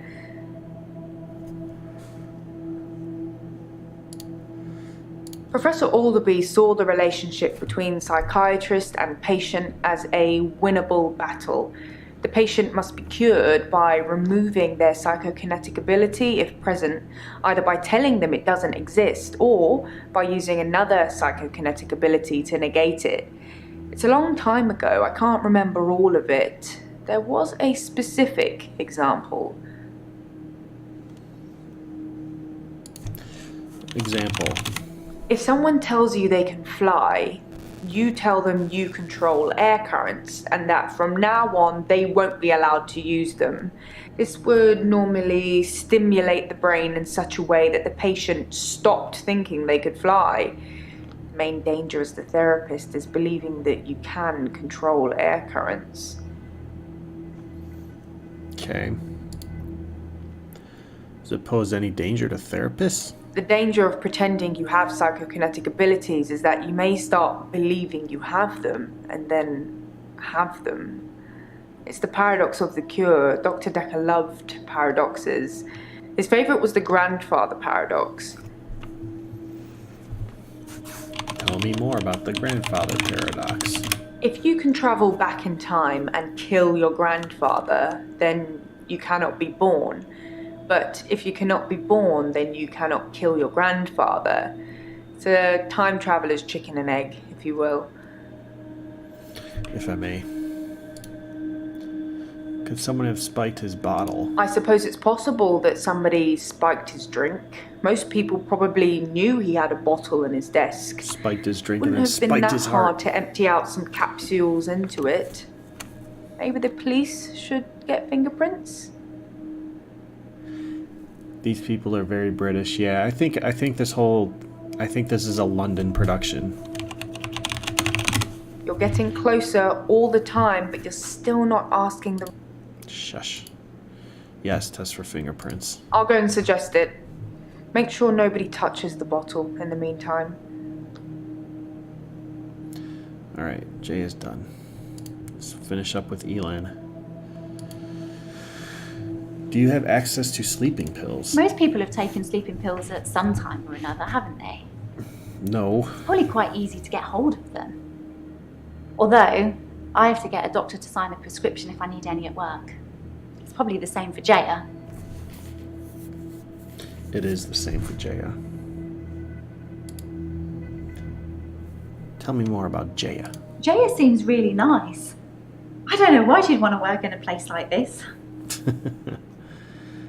Well then, what do you mean, a place like this? I just mean, get all these weird people coming here. I Like mean, you? You're a I've met some shapeshifter. of them out in the waiting room. I know they're just people, but a couple of them have seriously given me the creeps. Who gave you the creeps? I don't know anything about that. What? Ask her about each one. Okay. So let's start with Glenn. Let me think. No. Okay. Scarlet. Do you think I'm a good person, Doctor? generally. Yes, you're a good person. I hope so. I'm trying to be. I really am. Where did that question come from? Bryce. Bryce? I'm not sure who that is. Okay. Claire. She's the slightly older one, isn't she? Always well dressed? Yes, her. I'm pretty good at picking up on people's energy, and hers is cold. Actually, I think I sort of know her. Claire Castleford, isn't it? Mm-hmm. Apparently, she attacked her husband or something. David. Doctor, I'm not sure I should be answering questions like that. Nathan. I don't know who Nathan is. Okay, Mariana. I don't think I know her. Alright, that's everyone, right? So the only one she really knows is Claire. Scarlet with 2 T's. I don't really know anything about that. Okay. Jaya. That's everybody.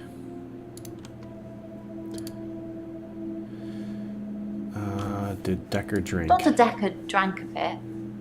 I didn't say anything about it, but well, it's not very professional, is it? I mean, it's not like he was drunk. Must be very stressful being a therapist.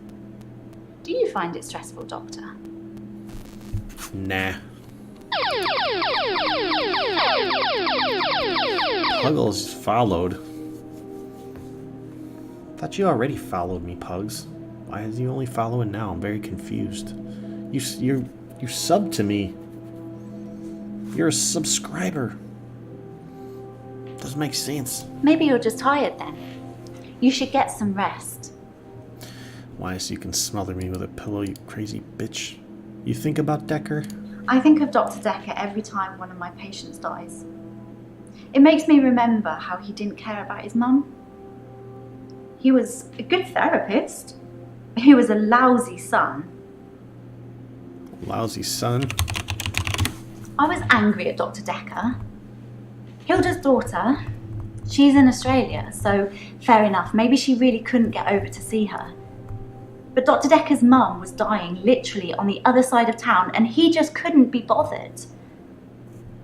I shifted for her, but in a way I wish I hadn't. Uh-oh. Because it let Dr. Dekker off the hook, you know? I didn't realise how little he cared until I told him the news. News? For a moment, I thought he might cry. Just for a split second. But he didn't. He just carried on with our session. I wish I knew what went on there. Jaya probably knows. She spent quite a long time with Sarah when she visited.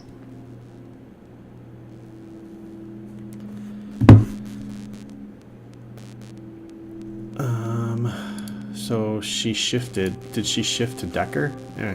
Did you ever try? Wait.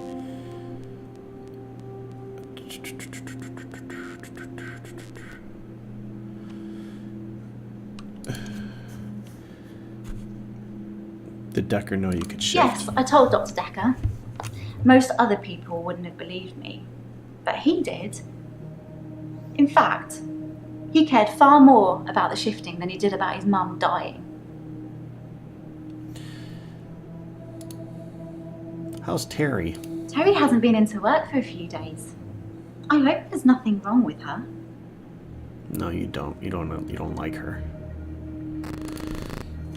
Did you shift?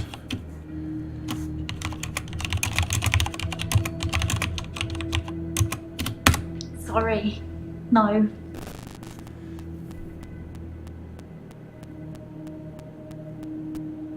Yeah, I heard that they found a body in the freezer at SunTrust. I read it was in a beer freezer, though, so the hot dogs are safe. I bet he just got locked in there. I mean, obviously he was locked in there, but he probably got locked in there on accident, I'm guessing. They didn't really say, though. I didn't read anything about if it was like Like, was there evidence of foul play or anything like that? Foul play. Oh boy. But yeah, I didn't read anything that there was like, you know, he was bludgeoned or anything like that. I'm guessing he just got locked in there and froze to death. Couldn't get anyone's attention. Are you pretending to care about Terry? Terry and I are never going to be best friends, but I wouldn't wish I didn't hear that answer. Hang on. Terry and I are never going to be best friends, but I wouldn't wish her ill. I'm not convinced. What happened to Hilda's doll? I'm keeping her safe until I can pass her on to Hilda's daughter. Maybe she'll fly over for the funeral. I don't know. Are you okay, Doctor? You look a bit pale. I feel fine. I can stop you shifting. Do you have a referral letter? I Let's try referred that. myself because of Dr. Dekker's mother. Was I supposed to have a letter? Wait, hang on. Say that again. I referred myself because of Dr. Dekker's mother. Was I supposed to have a letter? No, you weren't. Did you ever shift for Dekker? Yes, once. I wanted to show him what I could do so he could see for himself.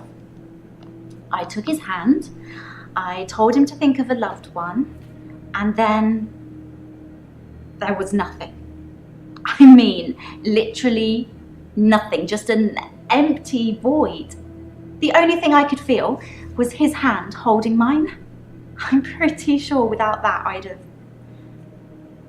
I'm not sure I could have made it back. I can stop you shifting. You've never seen me angry, have you, Doctor? Don't say things like that when you don't mean them.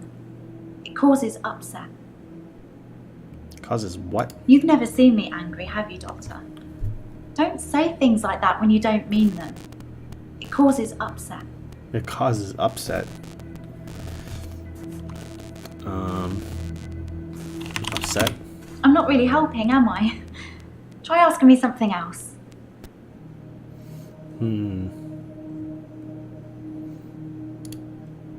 Alright, we're gonna move on. Nathan. How are you? I'm feeling good. I ran into one of your other patients, Mariana. She's beautiful. I think we might go on a date. No, she's my girlfriend. I need to ask you about Dekker. What are you trying to do most? Cure his patients or find out who killed him? Both. Mainly find out who killed him, though. Have a look at this toxicology report. Temazepam is the same sleeping pill Dr. Dekker prescribed me. Why would he mix those with alcohol? People are such idiots. Which reminds me, that truck driver died. Truck driver? The truck driver that ran into Hannah. He was divorced, apparently. He killed himself. He mixed sleeping pills with alcohol too, but he died in his garage. The old carbon monoxide. I know how he did it. I'll ask anyway. I read it in the paper. He'd been drinking. Then he took the sleeping pills. Then he went into his garage and put the hose pipe through his window. Not until he put his daughter in the seat first.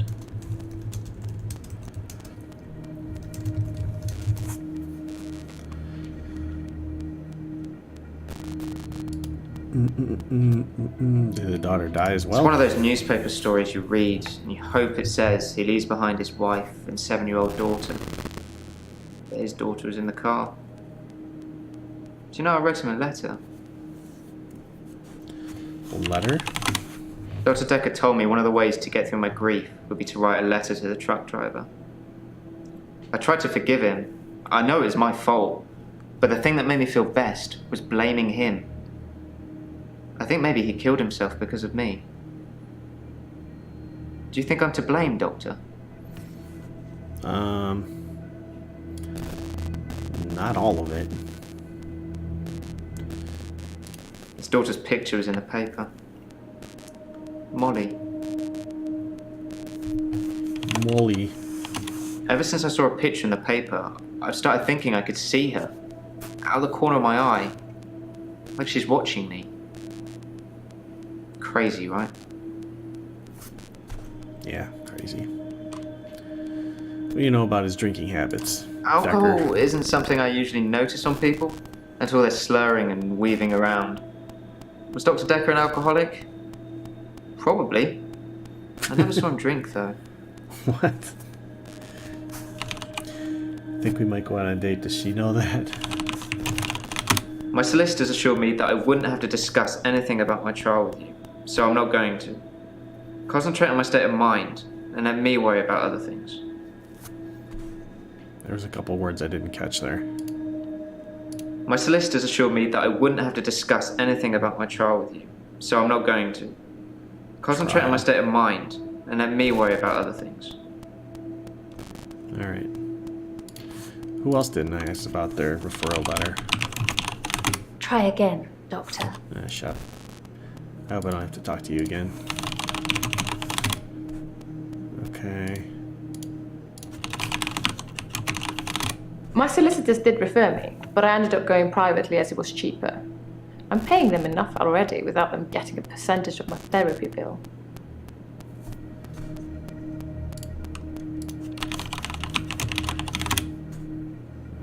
Okay.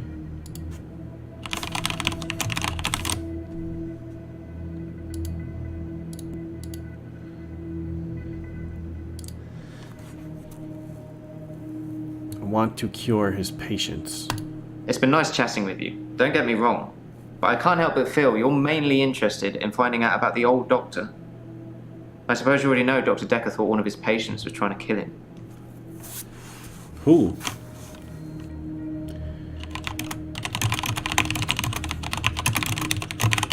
He told me in one of our sessions, which was later rewound, that someone had been leaving him messages on his prescription pad. Not good messages. Who? I can't tell you anything about that. Kill you. What sort of messages? He didn't tell me anything specifically. Just death threats. It was one of his many rants. I just sat there quietly, hoping he wasn't going to try and hypnotize me again. I asked him if it was a boy or a girl's handwriting. He said he knew who it was, and that they'd be in trouble. I think he was bluffing. Did he tell you who it was? Nope. Sorry. Lie. I can stop you reliving days. Please do. I wish I could believe you.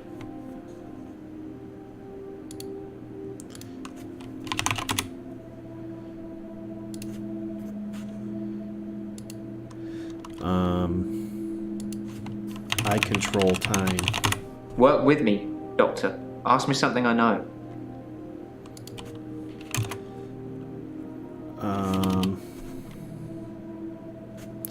Save Molly. Yeah, save Molly. As if that wasn't one of those days that just moved into the next one.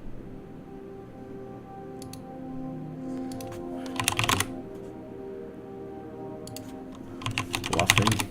I don't think he knew who was behind the death threats, or he'd have stopped it.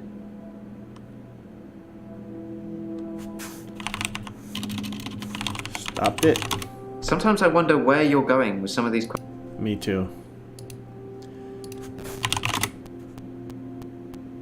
Alright, let's talk about Mariana. I can't really explain it, but she seems like such a friendly person.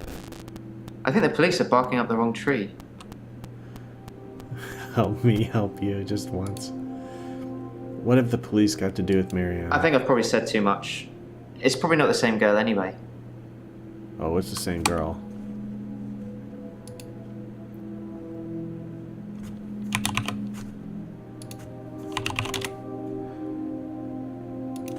Same girl as what? Read the papers, Doctor. I don't, but people at work talk about it. Missing people, dead bodies. The police are looking for a redhead, apparently.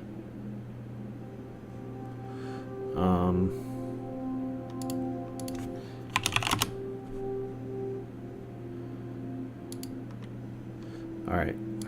Let's talk to Mariana. How are you? I feel thirsty, Doctor. And hot. Do you have any water? I guess I have water.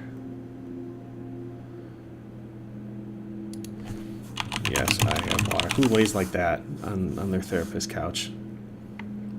I've been drinking a lot of water recently. I didn't go to the beach. I didn't go to the sea. I said I would, but I didn't. I've been feeling this way for a while. It's like it's getting worse because I didn't go to the sea. It's like I'm having... Having what? I don't know. What? Are the police looking for you? That doesn't mean anything to me. Police. Why are you asking me that?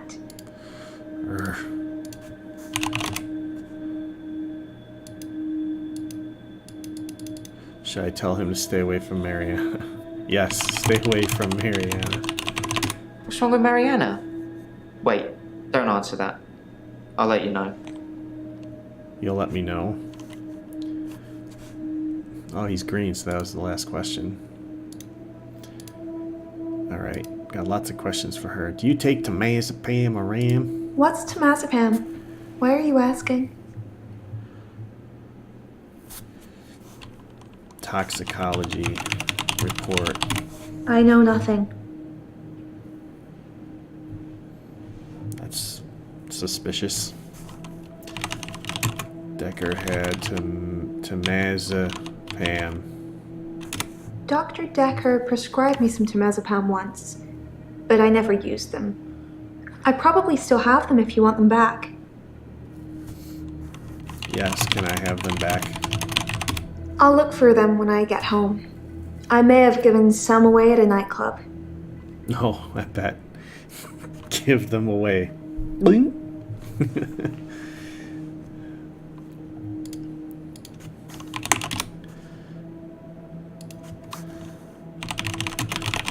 I have no idea. Maybe he was an undercover secret agent.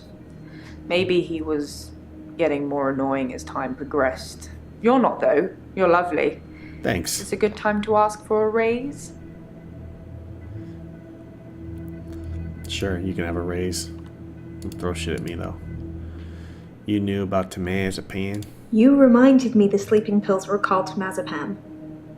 I'm not trying to hide anything, Doctor.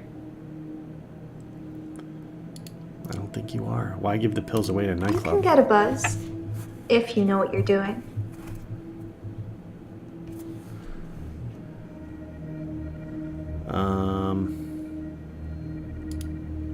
If you know what you're doing. You talk about the beach a lot. Of course she does. That's where she always blacks out.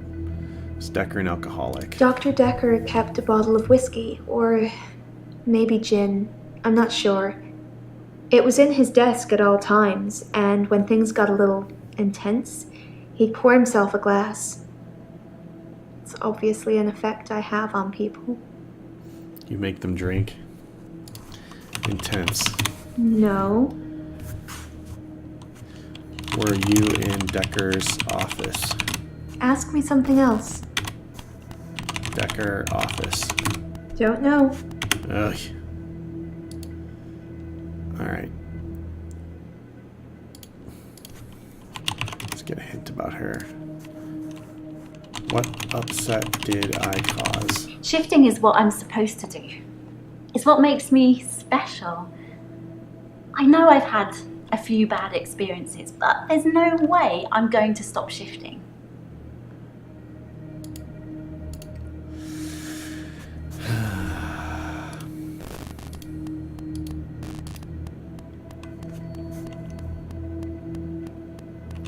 I can stop your extra hour.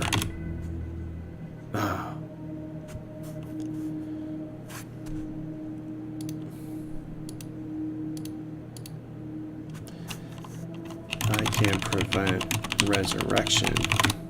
I don't know. Nah.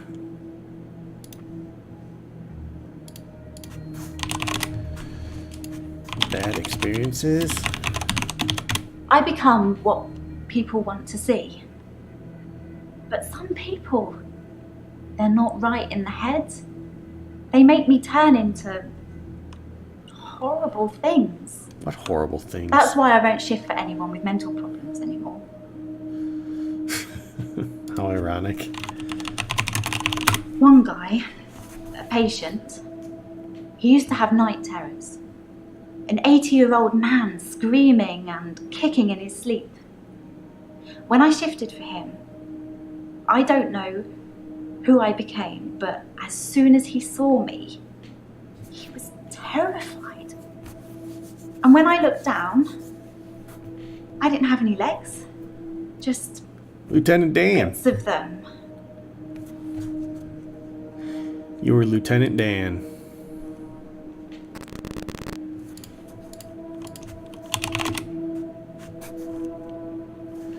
Did you shift? Wait. Was Dekker near death?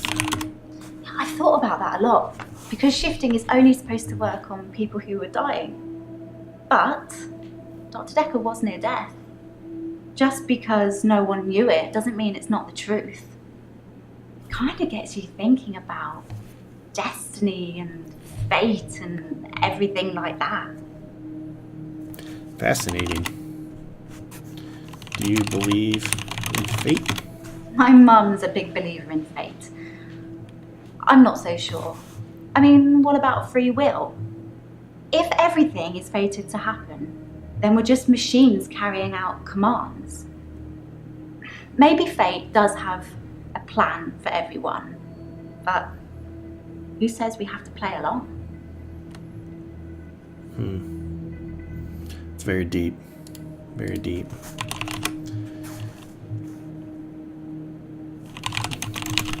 I only shift when I want to. It doesn't happen on its own. I have to will it. She's green, that's good. Let's talk to Mariana again. How are you getting worse? I don't feel well. I feel sick most of the time, dizzy, thirsty. I got a head fog like you wouldn't believe. My doctor, Dr. Rose, sent me for blood tests. Blood tests. Dr. Rose thinks maybe I have a vitamin deficiency. I can tell she has no idea. She smiles, but she hasn't got any answers. See you, Insane. I probably need Have to a go good back night. to the beach. The sea, doctor. It's calling me. It calls me. No one knows.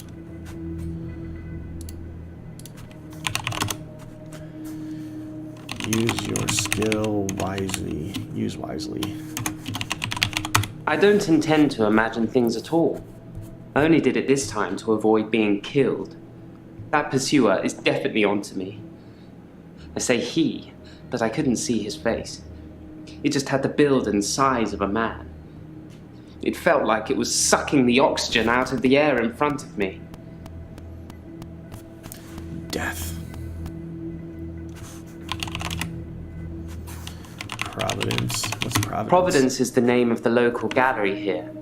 Always lots of new art and artists, if you only visit once a year. Like I do, anyway. Only once a year. Your questions seem... Your questions.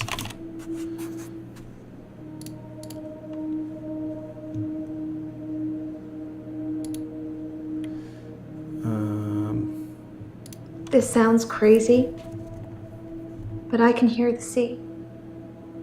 It's like an alarm going off in my head. Do you know where the sea is? From here? It's over there. Wherever I am, I know exactly where the sea is. It's like a compass. I know where the sea is. Wherever I am. I'm an Aquarius. Maybe this is a water bearer thing. I'm also Aquarius. Or I was before they fucked everything up, changed everything on me. Actually, I talked to Claire a little bit.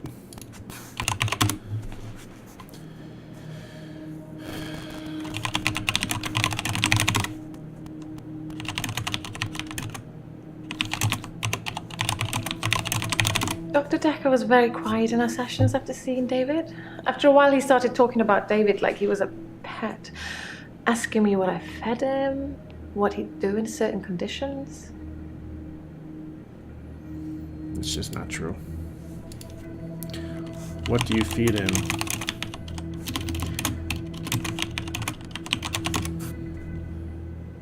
Bah, humbug. A job. Yes. I'll find myself a nice little job packing bags in a grocery store, answering the telephone at a solicitor's. I'll put on the uniform and smile at the customers and talk about the weather, and everything will be wonderful and sunny and bright. Next. She's like a crazy flight attendant is what she is. What does the alarm sound like? I hear a sound like singing, calling me. It gets stronger when I face it, when I move towards it. That's how I know where the sea is. But when I don't go to the sea, I feel like the sound gets louder all the time. I'm having trouble sleeping. Perhaps I need sleeping tablets after all. Perhaps. Keep the pills. Nope. Oh.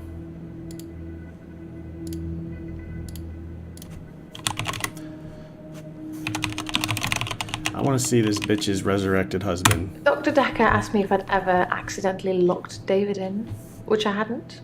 But curiosity got the better of me, so I locked him in the lake house. He couldn't get out. He didn't have the wherewithal to operate the lock.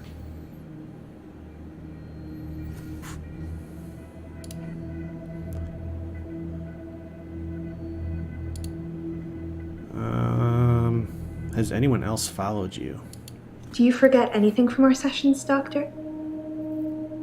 People follow me to the beach. I don't know who they are, and I don't know what happens to them. I don't always get followed, though, so it doesn't explain my blackouts.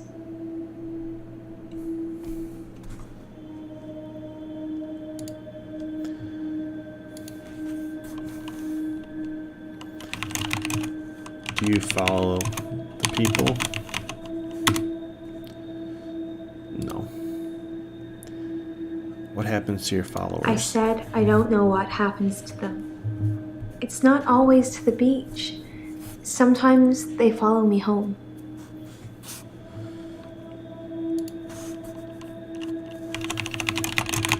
My home is in Chantry. You know that. You rang my doorbell last night. What? I didn't ring your doorbell. If you say so, it must have been your twin then. What? Did you answer the door? That's not something I know anything.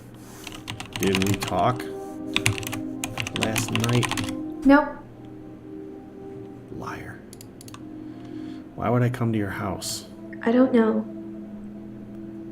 I didn't kiss you, but you just followed me, like the others. I don't feel comfortable here, Doctor. I'd like to leave. No. Where did I follow you from? You talk about the beach a lot. I have this recurring dream. I'm at the beach. I strip and walk into the sea. The sea feels warm and comforting. Not cold and harsh like you'd think. I swim down to the bottom of the ocean. I can breathe freely. She's a mermaid. I can breathe water. On the ocean floor ahead of me, there's a beautiful creature. A glowing being with wispy limbs. It's so Octopus. warm. I'm transfixed. But my feet shift. I'm unsteady. Below me, the floor is woven in human flesh. Dead bodies, but some of them still struggling for life. These are the ones touching me, gripping my feet. I scream. That's when I wake up. Is there going to be a cheap Do you jump have scare that dream, here? Doctor?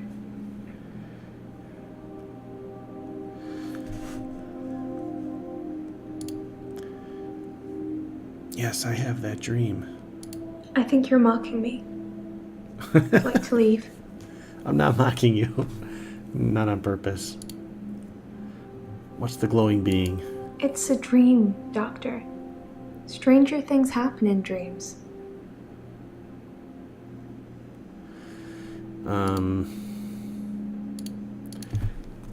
Are you even listening to me? No. Dating? I don't want anybody else. I reanimated my cheating You'd all be dead if it husband wasn't for so my we could be David. together. Isn't that a big enough sign?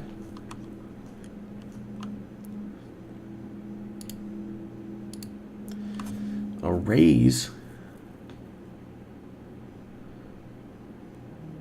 Wow, I was kidding, but thank you, Doctor. I'll take that as a yes. And don't worry, I'll sort it all out.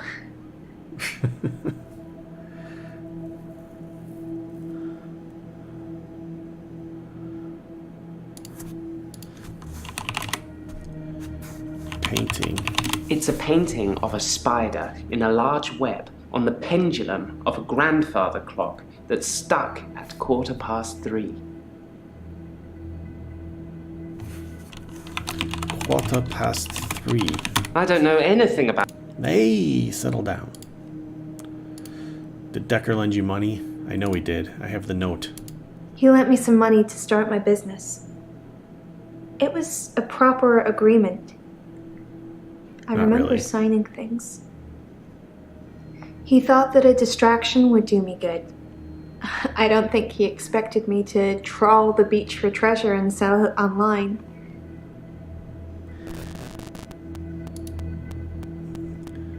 Should take a look at the contract.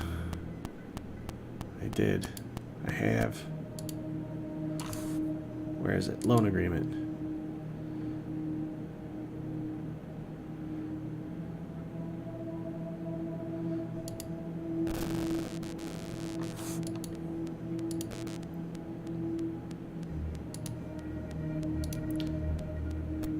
What did you need distraction from?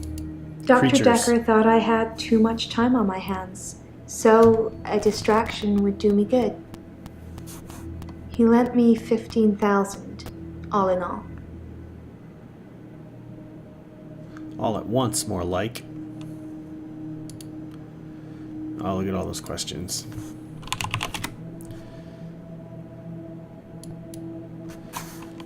David, Pat. I think he was fascinated with it all, and David and I had become new test subjects for him.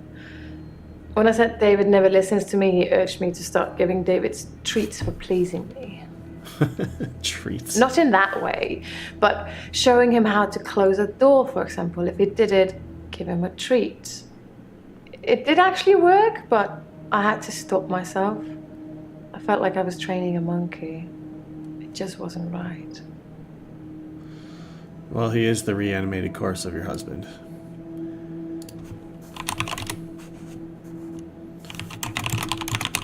There's no fly in the painting. I think that's what I like about it. The spider has been so intent on spinning its web that it hasn't noticed there'll be nothing to eat.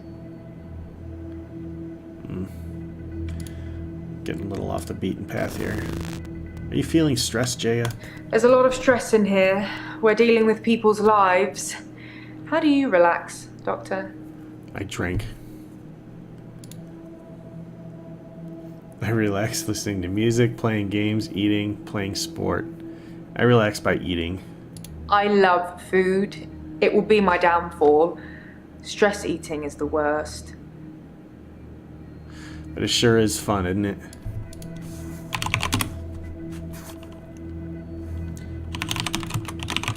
The spider from the painting. I'd like to think it was me. Like, I was lying in wait and spinning some elaborate trap in my midnight hour. It's more likely that I'm just the fly. Aww. Sad Bryce.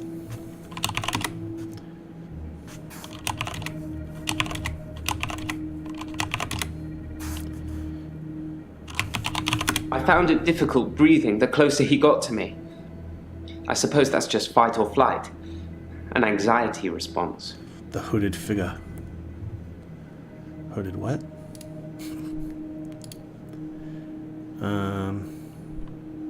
I get to pick all these. I also relax by playing games. I love video games. I just wish they'd make ones with stronger female protagonists. Sorry, Oh boy, I'd here we settle go. for any female protagonists. Are you the antagonist in this game? Jaya? Yes, I'm anxious. I think someone is trying to kill me. Oh.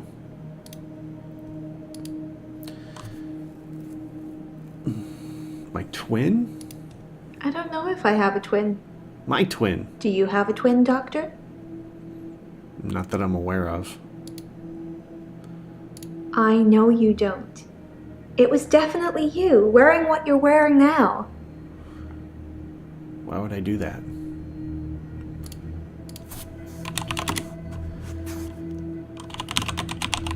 My grandfather died in World War II. He was a lorry driver. I don't really know much about him. Brave, though, you'd imagine. A brave lorry driver. No, sorry. Jay asks how I relax. I relax with food. Maybe alcohol also relaxes me. Yep. What else?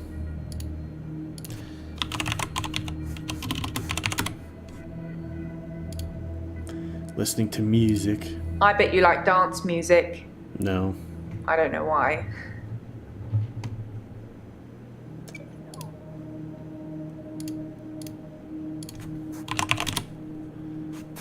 Hobby. Get a I have hobby. a hobby. I come here every week and talk to you. That is not a hobby. That is sick. Oh, Bryce is green now. Let's see what this bitch has to say. 16 seconds. I talk to Mariana again. Has Nathan spoken to you? He's the cute, sad-looking one, isn't he? He asked me out, and I said I'd let him know. Ooh. Do you think I should go out with him? No, best you don't. You guys are both nuts. Doctor, I didn't take you for the jealous type.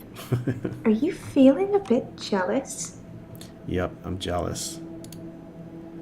Well, maybe you should ask me out properly sometime. Didn't I do that already? Just not today. Tell me what to do. Tell me about your referral. No, don't do that yet. I'm gonna talk to this woman. I haven't talked to her in a while. She's annoying though. Dreamwalk. Prove it. And this is exactly what I'm talking about. You're asking me for proof. How can I do that? Get into your head, into your dreams? We don't have any real relationship yet, Doctor. But you are growing on me. I hope not. Let's not break that just yet. Weird.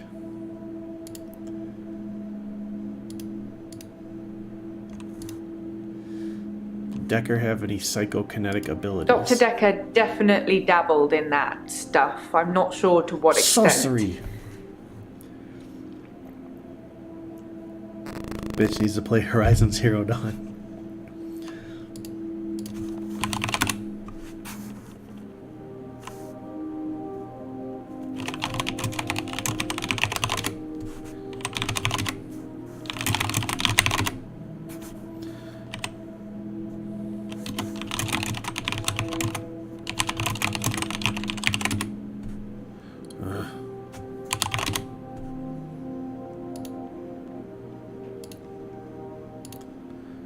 How well do you know Alderby? I like Professor Alderby.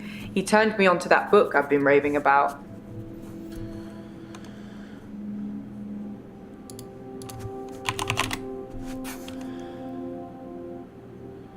Train David not to kill Anushka. David doesn't listen to me.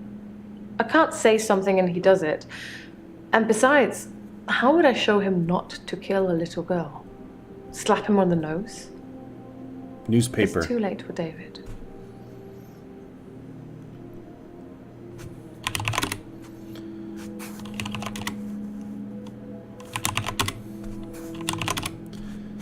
Damn it. Oh, should I tell her? I can stop you from reanimating people. That's an interesting idea, Doctor. It's not really something that needs to be done, though. I have no intention of reanimating anybody anymore. It hasn't gone very well in the past.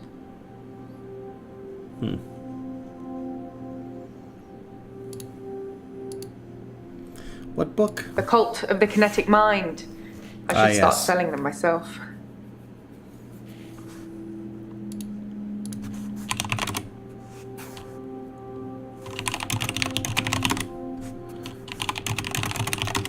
That's not relevant. Why is it time to kill David? You amuse me, Doctor. Here we are in our 4th session, and you're telling me to commit murder? It took Dr. Dekker a lot longer than that. That's not what I meant. He's already dead.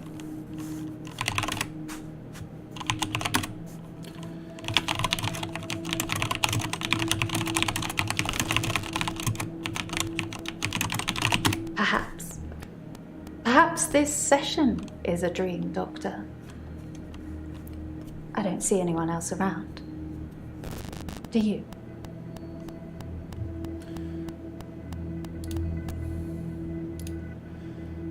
What would you be trying to hide? Wouldn't you like to know? I'm not hiding anything. You minx.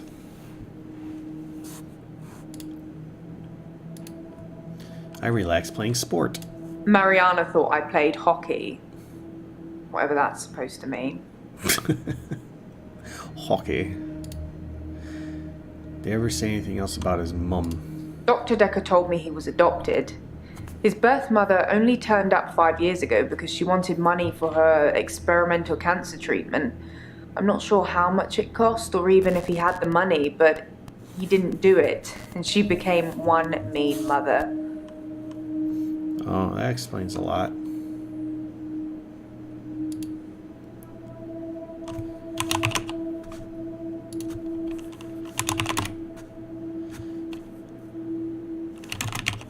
I relax with alcohol. The bottle can be comforting. Sure can. I would like to know what you're hiding. It's just a game, Doctor. I like playing games. Like Twister?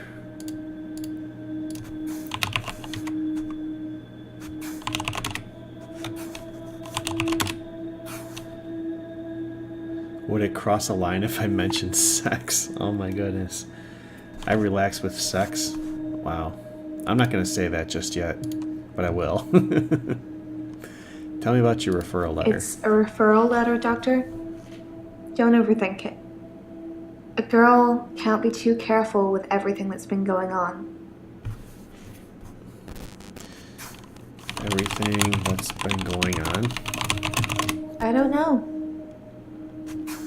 What else is going on? Ask me something else. I'm trying to. Have you been dancing recently? No. There's been no dancing. I haven't been feeling that well, Doctor. You can dance if you want to. Relax with sex. Here we go. That option's not always available.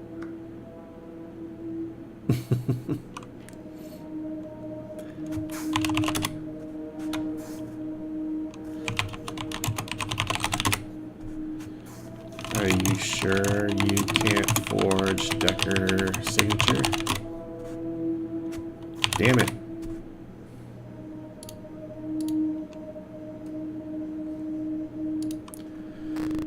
Have you tried? Really never used temazepine. Wow. So you think I spiked his drink and killed him with a paper spike? I Nice. didn't say that. I didn't say that. You said it with such a serious look on your face, I almost believed you. It would be good if you had some kind of superpower that helped me, but I don't think so. I have psychokinesis. That's not something I know. Telekinesis. Why are you asking? Kinesis of some kind. No.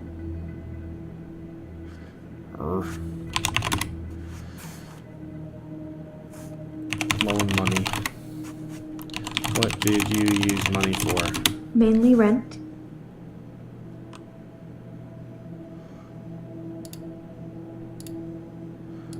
Nothing left there. Nothing left there. So if I want to get these green, I gotta get these hints because I'm stuck.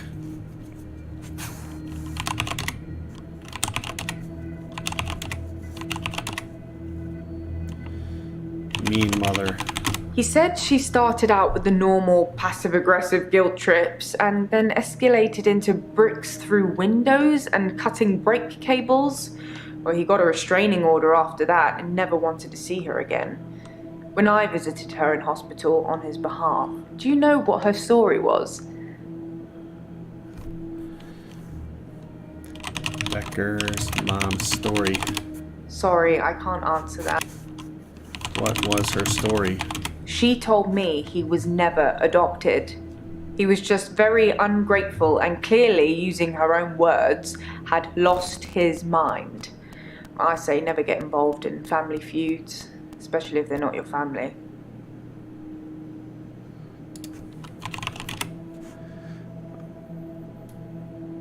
All the names in the referrals use the same letters. They do? Cat Roundbeck.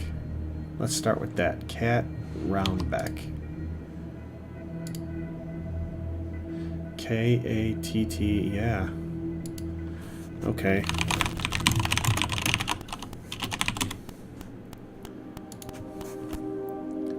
Monograms? I don't know. It must be frustrating, always asking and getting nowhere. Are you frustrated, Doctor?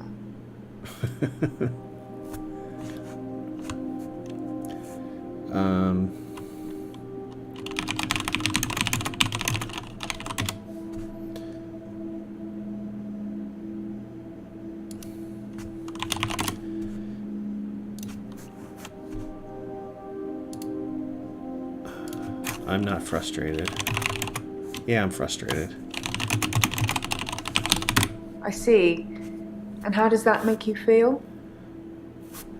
It makes me want to drink. I don't know. It makes me feel anxious.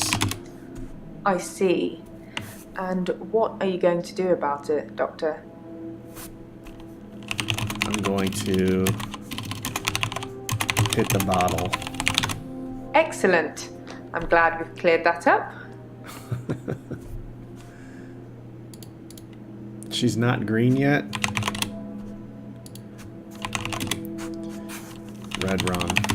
It's murder, spelt backwards, you know? The Shining.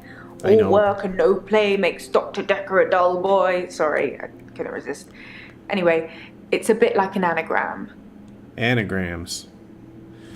Referral letter are anagrams. I spotted that. All the solicitors' names are anagrams of each other. But why would someone need so many aliases to refer patients? I got a bit weirded out thinking it might be connected to Dr. Dekker's murder, so I just stopped thinking. Don't get me started. Thinking? Why did Dekker make sure you couldn't forge signature? He just wanted to feel safe, I guess. Once you get a prescription pad, it's your fault if it falls into the wrong hands. I suppose it does sound a bit overcautious, doesn't it? A tad. Alright, she's green. Mariana. What do we got left? Nothing. Hint. 1 second. Okay. I have a superpower. Wow. Are you trying to scare me? I'm not sure that's a good idea, Doctor. You wouldn't like me when I'm scared. Is she green? Nope. Why is that a bad idea? Don't know.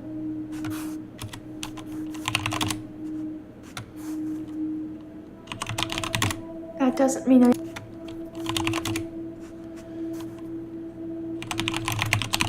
He wanted a clause in our loan agreement that said I didn't have to pay him in the event that he died. He wasn't expecting to die, he was just concerned my anxiety would get worse, wondering what it would mean if he did. Anxiety. Yeah, I'm anxious about being ill.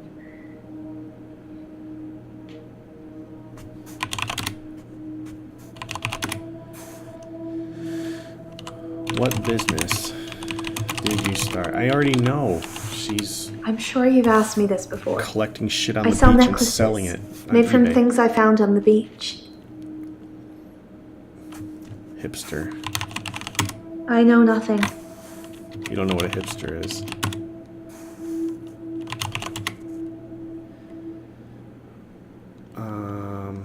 Necklaces. I don't know. Dead bodies. I do nothing. People follow me. I don't ask them to. She's green. Alright. We can leave this day. Got them all green. Yes, I'm sure.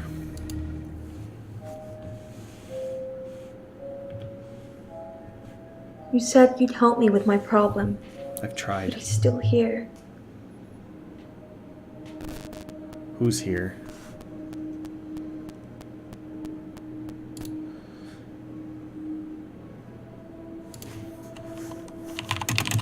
Dr. Dekker. He wants me to kill people. What?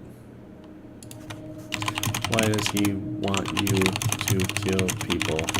He wants them to follow me to the sea, to the creature. Creature. It eats them.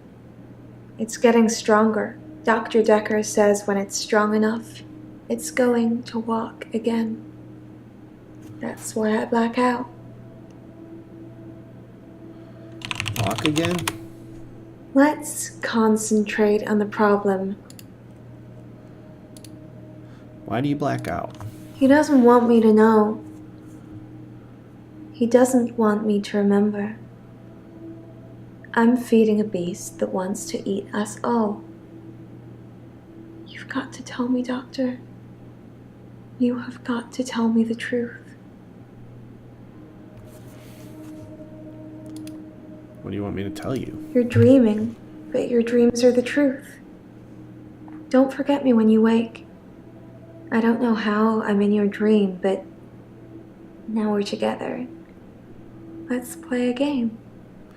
Would you like to play a game? I say a word, you say a word. Ready? Guilty. Innocent. Murderer. Victim. You're disappointing me. You're disappointing me.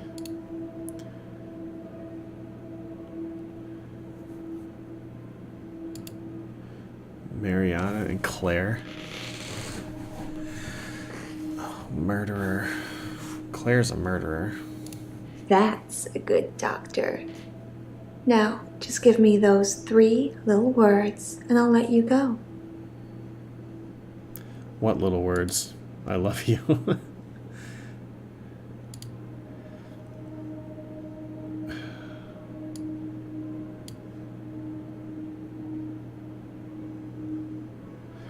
Wow, look at these notes. All work and no play make Dekker a dull boy.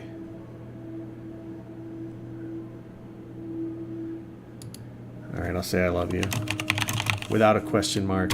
Yes. Yes, you do. Uh-oh. Is it over? There are no questions currently available. Continue. You rang my doorbell. The truck driver The little girl. killed himself. David is weird. Look, she's watching me. I need to put David Molly. out of his misery. Is it okay to steal things? Sleeping tablets. Fingerprints? Dead bodies. I saw Jessica. Should I kill David? Hilda died last night. Do you think I should tell her about Psychokinetics? the photos? Dr. Dekker seemed to like a drink. Bit of a drinking problem. It's probably the same for Jaya. One of his patients was trying to kill him, He lent me some money. leaving him messages. Creature, human flesh. I'd teleported. Do you have that dream, Doctor?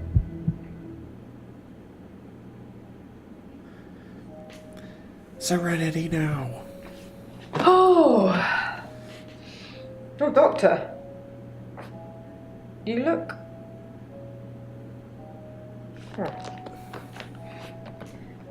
There's something I need to tell you. I can't find Dr. Dekker's prescription pad anywhere. I'm not sure when it went missing, but I don't remember seeing it for a while. Yours is there, but I'm scared one of the patients may have got their hands on it. Let me know if you find it, anyway, and ask me about Mariana later. I've got news. Oh, I bet.